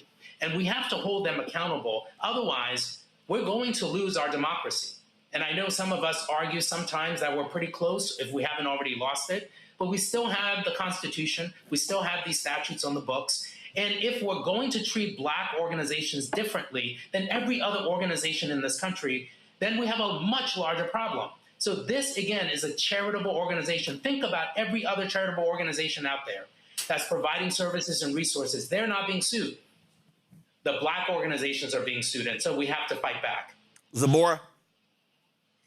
Thank you so much for the work you're doing. I love the points you made. And I'm thinking of from an equity standpoint, like these lawsuits could really have an impact on the efforts to increase educational opportunities for students that are in these marginalized communities. I'm thinking of all of the scholarships that are on websites like bold.org that have, their requirements are maybe you have to have a physical disability, or maybe you need to be a twin. How does lawsuits like this impact those other scholarships for those other marginalized groups of individuals? So I think one of the other members on the panel mentioned this a few minutes ago, that what we're seeing is an attempt to basically affect how corporations or other organizations effectively function. So they're taking a decision that was issued by the U.S. Supreme Court in the Harvard versus North Carolina case, it's commonly referred to SSFA case. And they're looking to take that case and apply it across the board to every single sector. They're trying to apply it to education in every sector, in every segment. They're trying to apply it to grant making. They're trying to apply it to employment. They're trying to apply it to minority and women-owned business programs. They're trying to take this idea that race-conscious programming, or programming that is focused on specific missions that are targeting specific populations that have been marginalized, is unlawful. But the reality here is they don't deny the problem. In all of our cases, they don't deny that Black and brown students are basically being afforded less opportunities. They don't deny that in venture capitalism, $288 billion has been allocated, but only less than 1% goes to Black people. They don't deny that in contracting, 94% of the contracts are going to white men. So they don't deny the problem. What they're looking to do is take away the solutions that organizations, institutions, corporations have tried to implement in order to address the problem. And that's what we have to hold them accountable for. We can't say, oh, we see the problem, but we're going to take away the solution, because this will have a trickle-down impact. It will not only affect Black people. If we allow these principles to stand, it will apply to every other marginalized group where programs have been created to address systemic inequities. And so this is not just about the Congressional Black Caucus. This is about the First Amendment. This is about every charitable organization that has a program. This is about our ability to make sure that we can address systemic, long-standing inequities that have existed in this country for decades. Rebecca? So, Alfonso, when are we going to, Black folks, when are we going to start attacking a lot of the legacy programs that are based upon legacies of who are able to go go to certain universities, certain colleges, receive certain benefits and grants and monies and investment. And it's only white folks because, these were the people who were able to do all these things in society while Black people were banned from doing so. So when are Black people going to start attacking that? Because if they're going to attack us, then, turnabout is fair play, right? Turnaround is certainly fair play, and there was a threat of a lawsuit with respect to legacy programs at colleges and universities. I need to check to see where we are in that program, but I know that folks are considering filing lawsuits, not only in terms of legacy programs, but also think about this. When you look at large corporations or you look at boards of directors, in most cases, they are white men. We don't see a lot of women. We don't see a lot of people of color. We don't see a lot of, certainly not a lot of Black people. In fact, Alfonso, since the attacks on DEI, there's of the new board members, I saw one report where it said 66% of the new board members were white men. Exactly. So if we are actually focused on merit, I've always asked folks to explain this to me. How is it that we have Black women, Black women are more educated than any other demographic group in this country? If that's true, and we're focused on merit, then we should have more than half of the companies in this country being run by Black women. We don't have that. So what we need are people who are willing to step forward, to file lawsuits challenging some of these programs. We have 7 plaintiffs in our lawsuit in Texas, where we sued the state of Texas and the controller of Texas for taking away certifications for every company that is owned by a woman and every company that is owned by a person of color. We filed that lawsuit. That lawsuit is affecting more than 16,000 businesses in the state of Texas. That is for people who don't know, that's the Texas Hub program, historically underutilized businesses, that was actually created under Republican Governor George W. Bush, was one of his hallmark pieces, and now you have the MAGA Republicans, Greg Abbott, Dan Patrick, getting rid of the exact same program. Yes, and that's why we filed that lawsuit. But to the point that we were sort of getting to earlier, we have to make sure that our communities have the courage to stand up. If we think someone else is going to do it, we may be lost. We have to make sure if you're affected, if you believe that you're going to be affected, stand up. That's what we're seeing on the other side, and we have to make sure that we marshal the resources to push back as much as they're pushing against us. We have to push back because these laws have to exist for all of us. They can't just exist for them and not for marginalized communities, for Black people, for women, for people of color generally. Lori Parks asked this question in our chat. She says, if I am a private donor who wants to give away a scholarship for someone to go to an HBCU college, I can't individually give my money away to whoever I want to give it away to? Her question is important. So the question is, can she as an individual do that? Because I know Auburn, University of Texas, other programs, Alabama, they've gotten rid of scholarships where they were endowed that was supposed to go to Black students. University of Texas, that was a Hispanic dentist who created a program to create more Hispanic dentists. And then the university said, hey, we can't award this scholarship. So those are the state schools. What about an individual? Yeah. So, yes, you have the right to provide your financial resources in any way that you deem it appropriate. Every single year, for some of us, we make donations at the end of the year. We pick the organizations that we want to donate to, right? Sometimes you want to go to Goodwill. Sometimes you want to go to the Salvation Army. Sometimes you pick the organization that may be aligned with your personal values. You have a First Amendment right to do that. It's called the freedom of speech, freedom of expression, freedom of association. All of those things are protected. And they're even more protected when you're a charitable organization.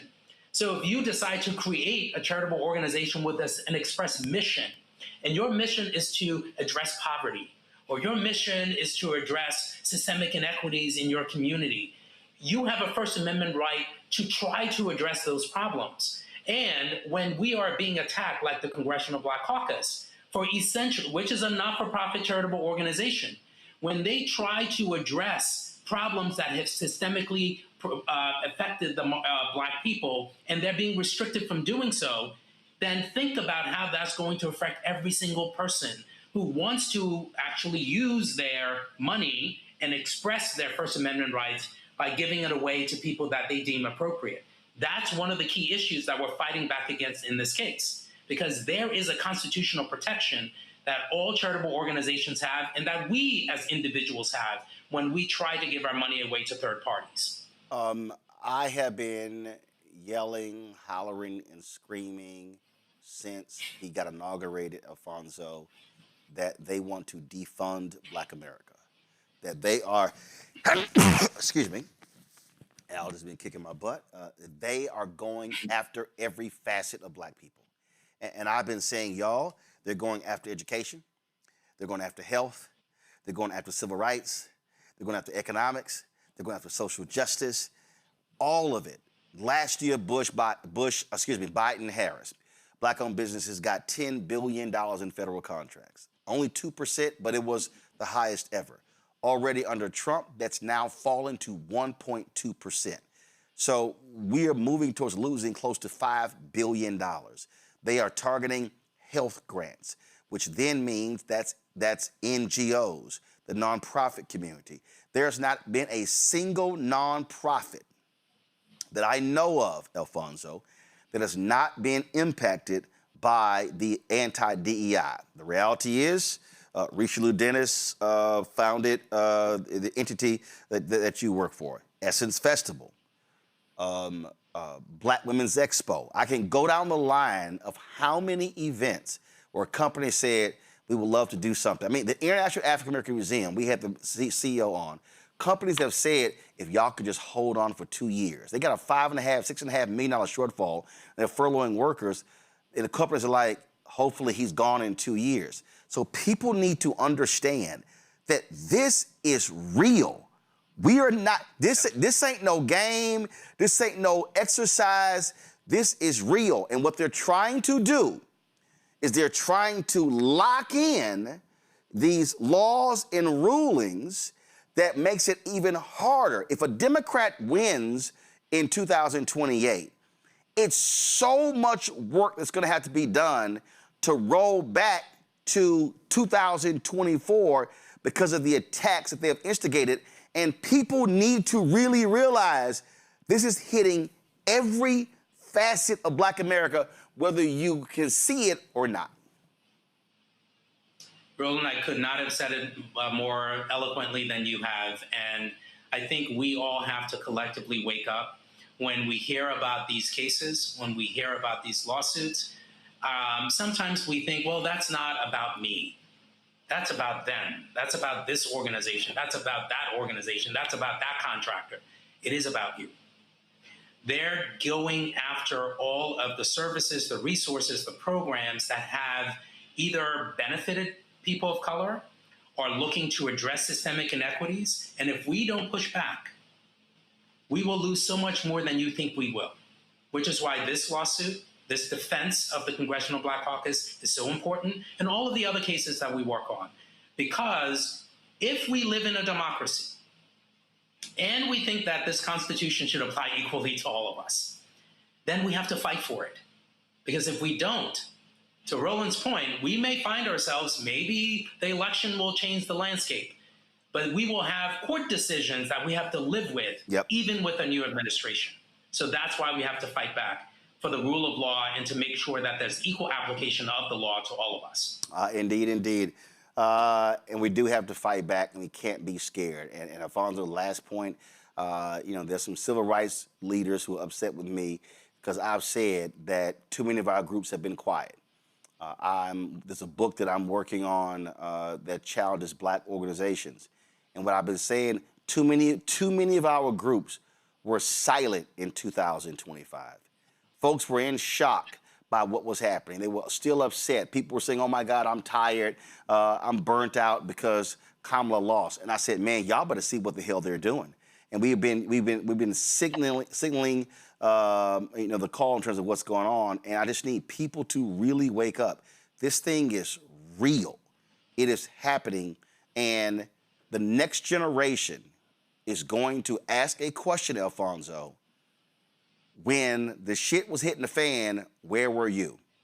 And when I hear folk, and that's millennials and Gen Z and Gen Alpha, and I'm not picking on them, I'm saying fact. When I hear people say, Alfonso, we're not our ancestors, I go, you're right. You're not. We got to fight. I appreciate it, man. Thanks a lot. Thank you, Roland. Thank you all. Folks, Congressman Jim Clyburn did an interview with Vox, and it rankles some feathers because he spoke about black voters letting Vice President Kamala Harris down. Listen to this. What lessons did you take from the Biden administration? Like What political lessons. Like, was there any political lesson you think there is to take from an administration whose central goal was to stop Donald Trump's return? And here we are. And he stopped it. I mean, you stopped it and enabled, I think some would argue. Well, when the white vote turned out 71% 2 years ago, and the black vote turned out 59%, you tell me whose fault that is. I guess only 59% of African Americans went to the polls 2 years ago. It's tough. For me personally, to blame black voters for the last election more than it is to blame President Joe Biden. That's the fact. It wasn't Joe Biden on the ticket. It was Kamala Harris on the ticket. For 107 days after he decided Kamala to Harris on the ticket. I guess I just wanted to see if there was a clear political lesson you took from that moment and whether you think something applies in this kind of larger democratic rethink after. But I hear you. You're saying that you think it was a media problem. It was a branding problem. It was a candidate problem? I didn't say that. The media had nothing to do with that 59%. If that 59% had been 69%, she would have won. I guess, so is the argument that black people let Kamala Harris down? Oh, in many instances, absolutely. If you don't show up to vote, what are you doing? Is there no valid reason why black voters could not have felt heard by the last Democratic election? Is there no valid reason that they would have? There might be. I'd like to know what it is. Okay. I forgot the name. Is it Alstead? What's that brother's name? Rebecca, what's his name? Wesley Alston. Yeah, give me his name. So, Alstead, okay, all right. I think he used to work for the New York Times, and now he's with Vox. Okay. Rebecca, Derek, and the board. Here's why I think that brother has no clue what Clyburn's talking about. What Clyburn said is what the hell I've been saying for a long time, and which we've been saying. That is, there are more white people in America. There are more white people in America, which means that in the places where we have a lot of black people, we have to over-index. What Clyburn is saying, and I've been using, you heard Clyburn say 71% of whites. I've been using that 70% marker where I say that should be the minimum number of a black turnout. And I'll say it, I don't care what it is. I don't care what state, I don't care what city, it needs to be 70%. And I've been saying that because I look at, go to my iPad. So this is the results of the election 2024. So I look at Michigan. Trump got 2,816,636 votes, 49.73%. Kamala Harris got 553,000 votes. But Trump wins by 80,103 votes. So I'm gonna look at Georgia. So if I do the math here, in Georgia, Trump got 2,663,117 votes. Harris got 2,548,017 votes. So Trump wins Georgia by 115,000. Then if I go to Wisconsin, okay, Milwaukee. So Trump wins Wisconsin, 1,697 votes and 626. Harris gets 1,668 votes and 229. So Trump wins Wisconsin by 29,397 votes. I think North Carolina was around 180,000. So if you start doing the math and you start looking at how many blacks didn't vote in Georgia in 2024, how many blacks didn't vote in North Carolina, and you see it right here. Georgia was 16 electoral college votes. North Carolina was 16 electoral college votes. Wisconsin was 10 electoral college votes. Okay? So that's 42 electoral college votes. All right? And so when you start looking at math, we have to be maximizing our power. Now, what I believe Clyburn should have also said is that not that black people let Vice President Kamala Harris down. They raised nearly $2 billion. The challenge should be, Rebecca, to the leadership of her campaign. If your ass knew you needed a huge black turnout, why were you throwing bullshit concerts and not putting that money on the ground with paid staff in Georgia? I talked to people who said they did not get mailers in Georgia. I talked to staff who said they had, I'm talking about people who worked on the campaign in Georgia who said it was a struggle. I dealt with people when we took the show to North Carolina and talked about the issues that they had trying to get the campaign to focus on East North Carolina, the Black Belt, versus West North Carolina. And so, Rebecca, I say all of that because I believe that we have to challenge ourselves as black people to not sit elections out because, again, as we just laid out in the previous segment, we are absolutely on the menu. We on the menu, we the appetizer, we the entree, we the dessert, and we the before and after drink. We on the table. But what I need Congressman Clyburn to say and name check Jen O'Malley Dillon, Stephanie Cutter, David Plouffe, Quentin Fulks, and also that PAC that raised billions of dollars that would not even return emails or text messages from me personally. So I know they weren't talking to other black people. The Democratic infrastructure has to own up to their failure about properly going after funding and targeting their core voters. Go ahead and weigh in. So I don't like the framing that Herndon used. I also didn't like the 2023 hit piece that he wrote about Kamala Harris when he was still at the New York Times. Oh, we all remember that one. The New York Times used him. So I don't like the framing of the question.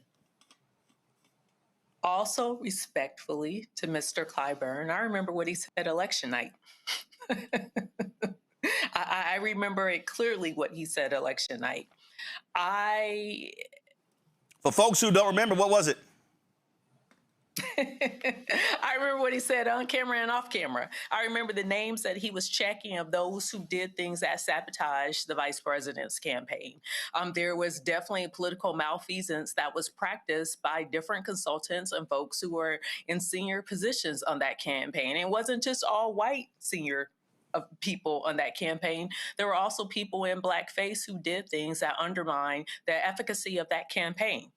The candidate herself, when you listen to her book, 107 Days, whether she wrote it directly or was partially ghostwritten, I decided to listen to an audio book. And because she read it herself, that means she co-signed everything that's inside that book.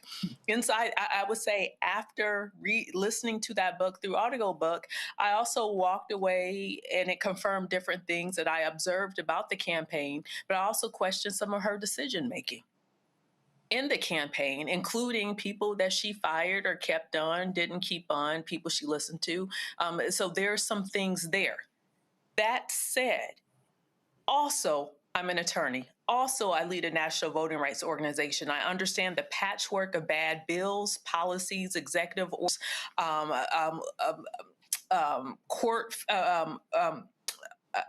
court decisions that have impacted and have put more friction into our system that disproportionately make it harder for Black voters to vote.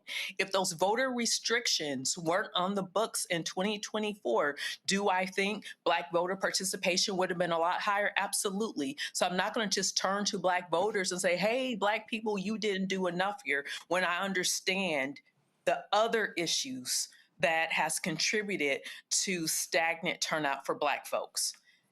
And as a former campaign manager and political strategist, I also understand that strategically, if the Black vote was a higher percentage in certain states, like in Michigan, in North Carolina, in Pennsylvania, in Georgia, in different battleground areas, then I absolutely do think that the result of 2024 will be different. So for me, my answer is layered. Yep.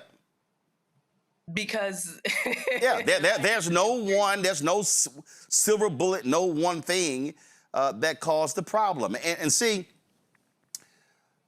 Derek, Quincy Alexander in the chat says Roland needs to let it go and focus on the 2026 midterms, particularly the House and the Senate. See, Quincy,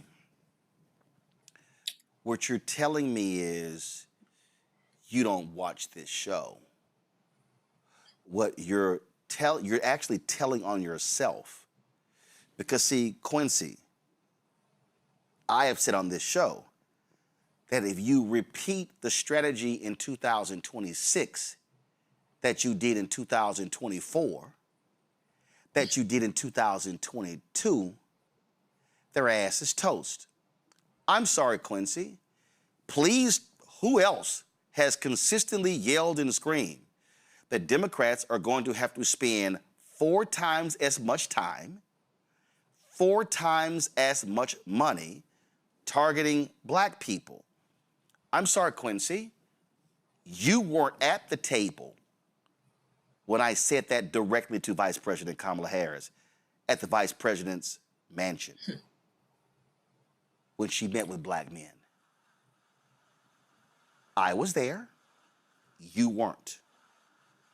Quincy, you weren't there when I said the exact same thing, when I criticized that raggedy-ass Blacks for Biden rollout in Philadelphia, where they did not aggressively have Black-owned media there, where they invited Governor Westmore, Birmingham Mayor Randall Woodfin, Baltimore Mayor Brandon Scott, and at the event, they had one person introducing Biden and Harris, and that wasn't even Sherelle Parker, the mayor of Philadelphia. It wasn't even the sister who is now the Speaker of the House. Oh, I'm sorry. Am I doing a roll call here? See, I mean, not having the mayor there might have been a good thing. And Quincy, just so you know, I specifically lit up the deputy campaign manager, Quentin Folks. I lit up their Black media person, as well as one of their Black press secretaries, saying, what the hell kind of rollout was this? See, Quincy, what you don't understand is they spent about $22 million on Black-owned media, and BET got $9.3 million of the $22 million. So, Quincy, the reason I'm bringing it up is so you don't repeat the same thing in 2026, because we now know BET is owned by right-winger David Ellison. Does BET have a news show? No, they don't.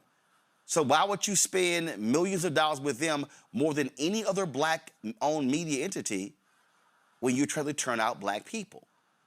See, Quincy, you can't forget the past. No, I'm sorry. Let me rephrase that. I'm gonna go to you, Derek.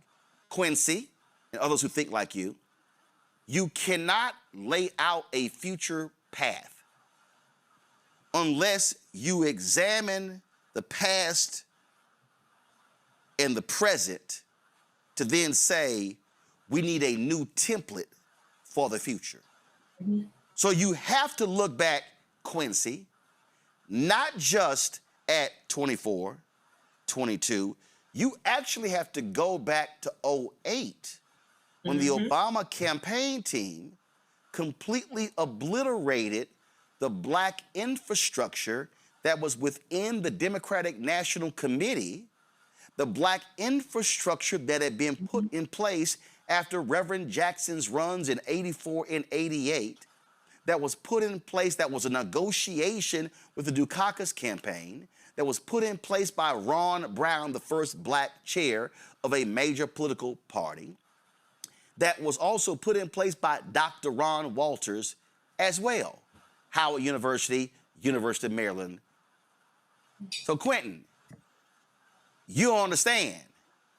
What you don't understand is that the Obama campaign, the white folks running it, what the white strategists did was they just figured we can just roll Obama out and they're gonna vote no, not realizing that black folks voted the way we did in 2008, 2012 because of him. His popularity doesn't transfer to everybody else. So the reality is, if you want to study the Obama presidency, the election in 08 and 12, you actually have to look at it as an anomaly because he was the first. Now, Quentin, the reason I don't look at the Obama election as an anomaly, because I believe when we as black people show our power, then we can prove that we can do it. And I know y'all may not understand this, Quentin, others may understand this, but I remember when I was at the Dallas Weekly, and Derek Zabor and Rebecca, y'all gonna really love this. My man Kelvin Bass, good brother, he's working for Texas State Senator Royce West, been with him probably 15, 20 years. So Kelvin was a staff writer at the Dallas Weekly. God rest the soul of Jim Washington, who was the publisher. So I signed Kelvin the front page article on Erykah Badu. Now, Kelvin knew Erykah's grandmother. And so Kelvin turns in this story. And I was amazed, Derek, because I barely had to edit the story. I mean, I'm talking about sentence structure. It had rhythm. It was flowing. Normally I had to reconstruct some of his stuff. But I barely had to touch it. Was the board the next week, it was some story, wasn't the front page. And he turned it in, and it was pure shit. So I said, Kelvin, come holler at me. I said, what the hell is this? He said, what you mean? I said, last week, you turned in a story I barely had to edit. This week, Rebecca, I said, you turned in some trash. So what that tells me is you didn't give a damn about this week's story because you didn't put the same care into it like you did last week. I said, Kelvin, you remember that scene? Y'all, I'm about to cuss, so everybody watching, I'm just going to let y'all know I'm about to cuss. Y'all remember that scene from Menace to Society? When Bill Duke said, now you know you done fucked up, right? You know you done fucked up. I told Kelvin that. I said, Kelvin, here's the problem. Last week, you showed me that you can actually do it. The problem is that's now the standard that I expect of you. So what I'm arguing, Derek, is that if black people showed America in 2008 and 2024 that we have the ability to turn out in a massive way. And as we all know, in 2012, go to my iPad, black people voted that we are the blue line, white folks are the black line. This is 2012. We actually voted at a higher percentage than white people did for the first time in American history. All I'm asking, Derek, for black folks is replicate what you already did. And if you replicate what you did in 2008 and 2012, yo, we can not just win the White House, we can win statewide offices. That means that we can take control of the North Carolina Supreme Court. We could actually win statewide in Texas. I know all these people out here running their mouths, talking about Tellerico, okay, B. Crockett. Y'all, the primary is over. If you telling me who I got to pick between Ken Paxton and James Tellerico, that ain't even a conversation. You damn right I'm saying vote Tellerico, because I know how evil Paxton is. So I think what Clyburn is saying, and I would have said it a little bit differently, what I would have said to black people is, show our power every election, and when we do, we can turn up and turn out. You're exactly right, Roland. And what you're saying is we just need to maximize our capacity and our power. Your chart is very clear. Jay-Z said, men lie, women lie, but numbers don't lie. In 2008, our black voter turnout was 65.2%. In 2012, the black voter turnout was 66.6%. But after that, in 2016, 59.6, 2020, 62.6, and 2024, 60%. And so the Democratic Party, that infrastructure that you and Rebecca referenced, the Democratic Party need to learn from their previous lessons. If they invest in that Southern strategy that we talked about when we were on set, right there at the DNC in Chicago, on set, right there in Roland Martin show, we were talking about a Southern strategy. If you took 20% of that nearly $1.8 billion that she raised in 107 days, if you would take just 20% of that and invest it in Louisiana, Mississippi, Texas, Alabama, Georgia, Florida, North Carolina, South Carolina, we would have had a difference in the outcome in 2024. And so we can not only maximize our capacity, but we need to continue to tell the Democratic Party, the establishment, if you want to change voter turnout, you got to do three things. It's very clear. You have to do voter engagement. How do you do voter engagement? Because Democrats right now, we only touch the voter 4 times compared to Republicans 12 times. Barack Obama in 2008, and you know this, Roland, they touched him 8 to 9 times. And so in order to change that gap, we got to invest in black media. We got to invest in the ground game, not these commercials. And then last but not least, when we have those candidates out there, we got to make sure that they're in the right places, saying the right things, and it's not always done in these rallies, rah, rah, rah. We got to make sure that they're on the ground and doing that retail politics and getting to the door. All I'm trying to show, Zabora, are the numbers. The black turnout, Zabora, in Texas was awful when Congressman Colin Allred ran against Senator Ted Cruz. Now, let me be real clear. Colin Allred ran a shitty campaign. It was awful. I can tell you I personally reached out to him saying I would do my show in Texas. On the night he won the primary, I never heard from him or his campaign again through Election Day. If y'all think I'm lying, I got the text messages. I keep receipts. But here's my whole point. Look right here. These are the results.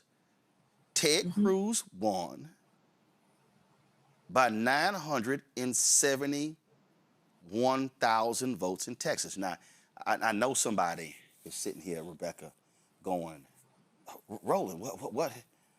That's 900,000 votes. Do y'all know that Texas has 4.5 million eligible black voters? Okay, since some people don't seem to understand basic math, I wasn't good at geometry and algebra, but I understand basic as math. So if I go 4.5 million, and I say if 70% of the eligible black voters in Texas turn out, that's, from black people alone, that's 3.1 million. That means that if you're Tallarico this year, or if you were Colin Allred, or Beto O'Rourke when he ran the Cruz 18, that means that if you got 3.1 million just black people, and then you went out, and y'all got to remember, Texas is 61% minority, but the people who vote are 61% white. So I mean, you got 3.1 million black people, all you got to do is go pick up 3 million white and Latino people, and you win. This is what Clyburn was saying, Zipporah, that we cannot be difference makers if our turnout is 48, 52, 55, and we excited when it hit 60. No, we've got to be saying 70% is the floor. Harold Washington became the first black mayor of Chicago because 85% of all eligible black people in Chicago voted. That means 15% of eligible black people didn't either voted for the other guy, which probably was not happening, or didn't vote. 85%. So we have to recondition our minds to board of saying, hit that 70 minimum, hit 70 minimum, because if you pick up an extra 30, 40, 50, 100, 200, 250,000 black voters, that's the difference in the election in statewide. Go ahead. We got to start listening to black people that understand this process. Relationships are important. We can't keep, the Democrats have an awful job at messaging and really understanding or campaigning for black people's needs throughout the year. Policy it got to be felt. It can't just be talked about when you get up there at the last minute. Yes, black people have to get out and vote. We have to do everything in our power to get out and vote. But the people running these campaigns have to listen to the people that are black in these communities, that are grassroots organizations that are telling you, hey, we're right outside this community of black people is large. They have a large voting population. Let's go in that neighborhood. Let's go to Bowman. Let's go to some of these places. And I'm from Texas, so I'm just thinking of those black communities that we're not reaching, that we're not getting involved in. The numbers are the numbers. You're talking about Beaumont, Port Arthur. You got to go down to East Texas. You can't just you can't spend your time in Harris County and Dallas County. And no, there are, just like you have the black belt in North Carolina, which is East North Carolina. You split North Carolina in half. Y'all, it is so crazy. You can literally split it in half and say, hey, y'all do y'all normal thing west, but man, we gonna go hard in the east. You win. I literally had that conversation with Governor Roy Cooper. He knows this. I mean, he was the governor there. But the bottom line is, he wins if you lock down the black belt in North Carolina. Georgia, Warnock and Ossoff won in 2020. Warnock won in 2022. Because it wasn't just Fulton County, it wasn't just Gwinnett County. No, you had to hit Albany, you had to hit Jonesboro, you had to hit Athens, you had to hit Augusta, you had to hit Savannah, you had to go touch these rural folks. You got where the people are. But again, this is what we need. And trust me, I've had this conversation directly with Congressman Jim Clyburn, so I ain't talking out of turn. Zipporah, what is absolutely needed, if there's a moment, if there is a moment where the Congressional Black Caucus, along with black mayors, along with black state reps, state senators, say, Democratic Party, not just Ken Martin, but the Democratic National Committee, the Democratic Campaign Congressional Committee, DCCC, the DSCC for the U.S. Senate, Democratic Governors Association, Senate Majority PAC, House Majority PAC, all y'all, enough of this bullshit. Put what Derek said it, 20%. Not 3, not 5, not 8. Right. And then what you got to say is, where the black consultants? And then you got to say to the black consultants, don't sit your ass up in these meetings being the spook who sat by the door, because if you actually read the story, they opened the door. No. Too many closed the door. Mm-hmm. This is the moment. And guess what? I've been saying since last year, they should be in their ass. They should be going to the Democratic Alliance. They should be going, like, I don't even know all them funding groups. They need to go to all them groups. Rebecca, you know all them damn groups. Go to them damn donors and say, enough of this crap, listen to these white consultants. You not gonna retake the Senate in Ohio with Sherrod Brown. Oh, I was talking to his campaign last time. They never followed through in the advertising. And I'm not saying we the be-all, the end-all. I'm just telling y'all what the actual experience was. It was just chatter. Nothing ever happened. His ass lost because he didn't get the turnout he needed in Cleveland, in Dayton, in Akron, in Columbus, in Cincinnati. That's Ohio. Michigan, they got their primary on Tuesday. You're going to need black turnout in a massive way to hold that Senate seat. You're going to need massive black turnout in Georgia to hold that Senate seat of Senator John Ossoff.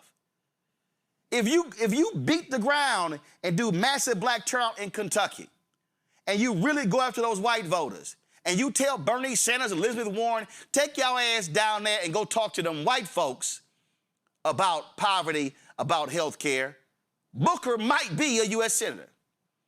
And you got to go down to Texas. Do the same thing. Tallarico said he's going to spend $25 million. The outside PAC should be saying we're going to match or double that to turn out black folks. Poll just came out moments ago. One poll has Tallarico up 5 points. Another has Paxton up 1 point. I'm telling y'all, what Clyburn said, the numbers are the numbers. If 70% is our floor, y'all, I'm telling you, we win. And I'm not making a Democratic argument. I told y'all before, the parties are nothing more than delivery systems. And if this party over here don't want to deliver jack to us and they just want to take and take and take, well, then we can make demands of this party, and then when they win, that's when we say, your ass here because of us. Now you're going to deliver the resources and the policies that we want.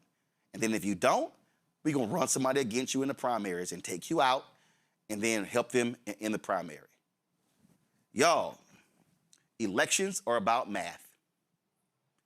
And if our votes are sitting at home, on the couch, untapped, no one talking to them, no one reaching out to them, it ain't going to happen. Board, please finish your point. I remember the feeling of being in Beaumont at Lamar University in 2008. Michelle Obama came to Beaumont. Barack was in Houston, Dallas, Fort Worth. They went everywhere. You got to feel that energy again. And he may have been an anomaly and it may not be able to happen again. But what we can do is work with what we have. We know that these places have these older voters. We know that these are college towns where college voters are coming out. But chasing the white woman vote to get her to vote another way, and that never happens, we got to stop wasting our time and really focus on the people that are doing the work and working with the grassroots organizations, meeting people where they are. Listen to our grassroots organization. They doing the work every day. Last point I'll make here, and I'll let you speak to this, Rebecca. somebody said, Michael Hotep said, I agree with Roland, but our organizations also have to invest in voter education and black voter turnout. NAACP is investing $20 million in black voter turnout for the 2026 midterms. Where do you think the money comes from?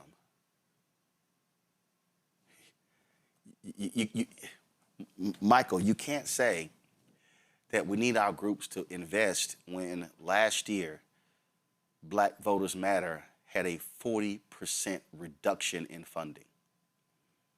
Where in the hell do you think the money comes from? It comes from donors. It comes from the billionaire class. And y'all just need to understand how the system works. These major billionaires and mega millionaires, there are certain white, largely male consultants they listen to. And they tell them, no, spend your money over here and spend your money this way. Because as Rebecca knows, and we talked about before, that's how they buy second houses and yachts and cribs in Italy and France. Y'all need to understand, there is the business of politics. And there are people who are earning millions upon millions of dollars in fees, and they really don't give a damn who wins, because the way the system is set up, you don't get penalized because you lose. You don't get penalized because you got bad strategy, because it's very incestuous in terms of how the money goes. And this is why, Rebecca, this is where black folks have to walk in to the meeting with a sledgehammer and say, no. We ain't about to have the same conversation. And then we're not going to keep it quiet. We're going to publicly call y'all asses out. Privately calling people out don't mean nothing if they continue to operate the same way, Rebecca. This is the time for some folk to be put on Front Street by our black elected officials. Well, let's be clear. Black liberation doesn't run through our political or elected leaders. Black liberation doesn't run through the Democratic Party. Black liberation doesn't run through the Republican Party. Black liberation, for damn sure, don't run through nonprofits. It doesn't run through C3, C4s, 527, independent expenditures, and the like. So I would say even before we get to the demands for our Black elected officials, we have to understand that the reason why we encourage people to vote is because this is about full citizenship in this country. But we also understand that just because someone is Black at the ballot box, and they're Black on the ballot, it doesn't mean that the policies that they particularly support furthers Black liberation or furthers Black communities. And so we have to start looking at the candidates and what the candidates are talking about. We can look at New York Mayor Mamdani, the things that he is doing specifically to make sure many of the Black residents whose homes were stolen, making sure there's investigation to get their homes back to them. So when we start to look at policy, we have to understand that we have to do an education, a teaching within our community about policy. Once people get in office, we have to hold them accountable. If they're not doing the things that we need them to do, then you vote them out. And so, like you said, we know in the Democratic Party apparatus, we know that the spoils and the millions and the billions of dollars from the Kamala race went largely into white pockets, didn't go into Black pockets. And so I think this needs to be a broader conversation. I see the time, but I think we actually need to spend time, because 97 days from today is election day. 98 days from today is the beginning of the 2028 election cycle. Yeah, absolutely. That's why we do what we do every single day, and we're going to keep doing it regardless of whatever happens. Rebecca, Derek, Zabor, I appreciate y'all being on today's show. Thanks so much. Folks, that is it for us. I appreciate y'all. I appreciate all of you who are watching, who support the work that we do.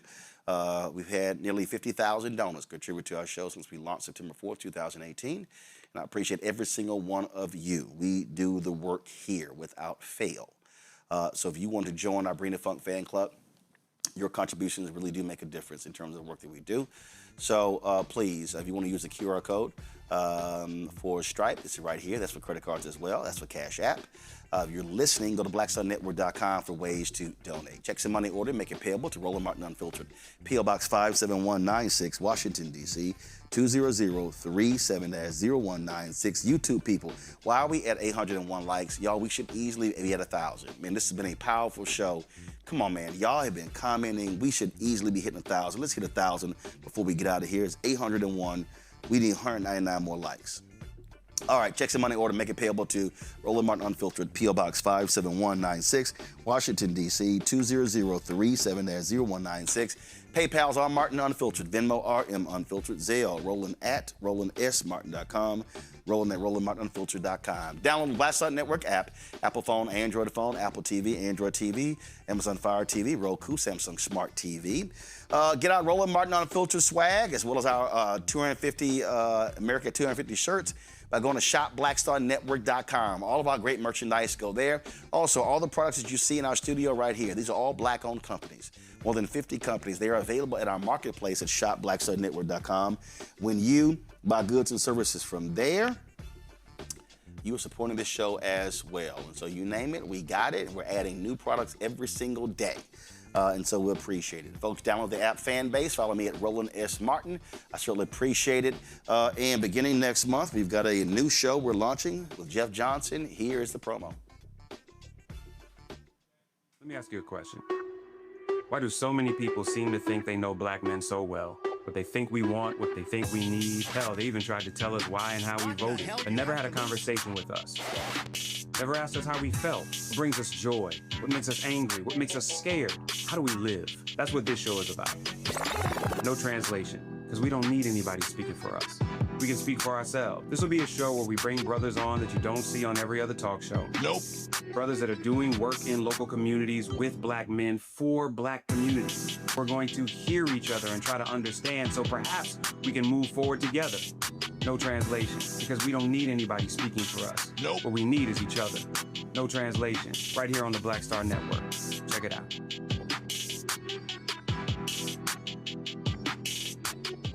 Folks, again, that's debuting next month. All right, y'all, that is it. I'll see y'all tomorrow right here, Roland Martin Unfiltered on the Black Star Network. Holla!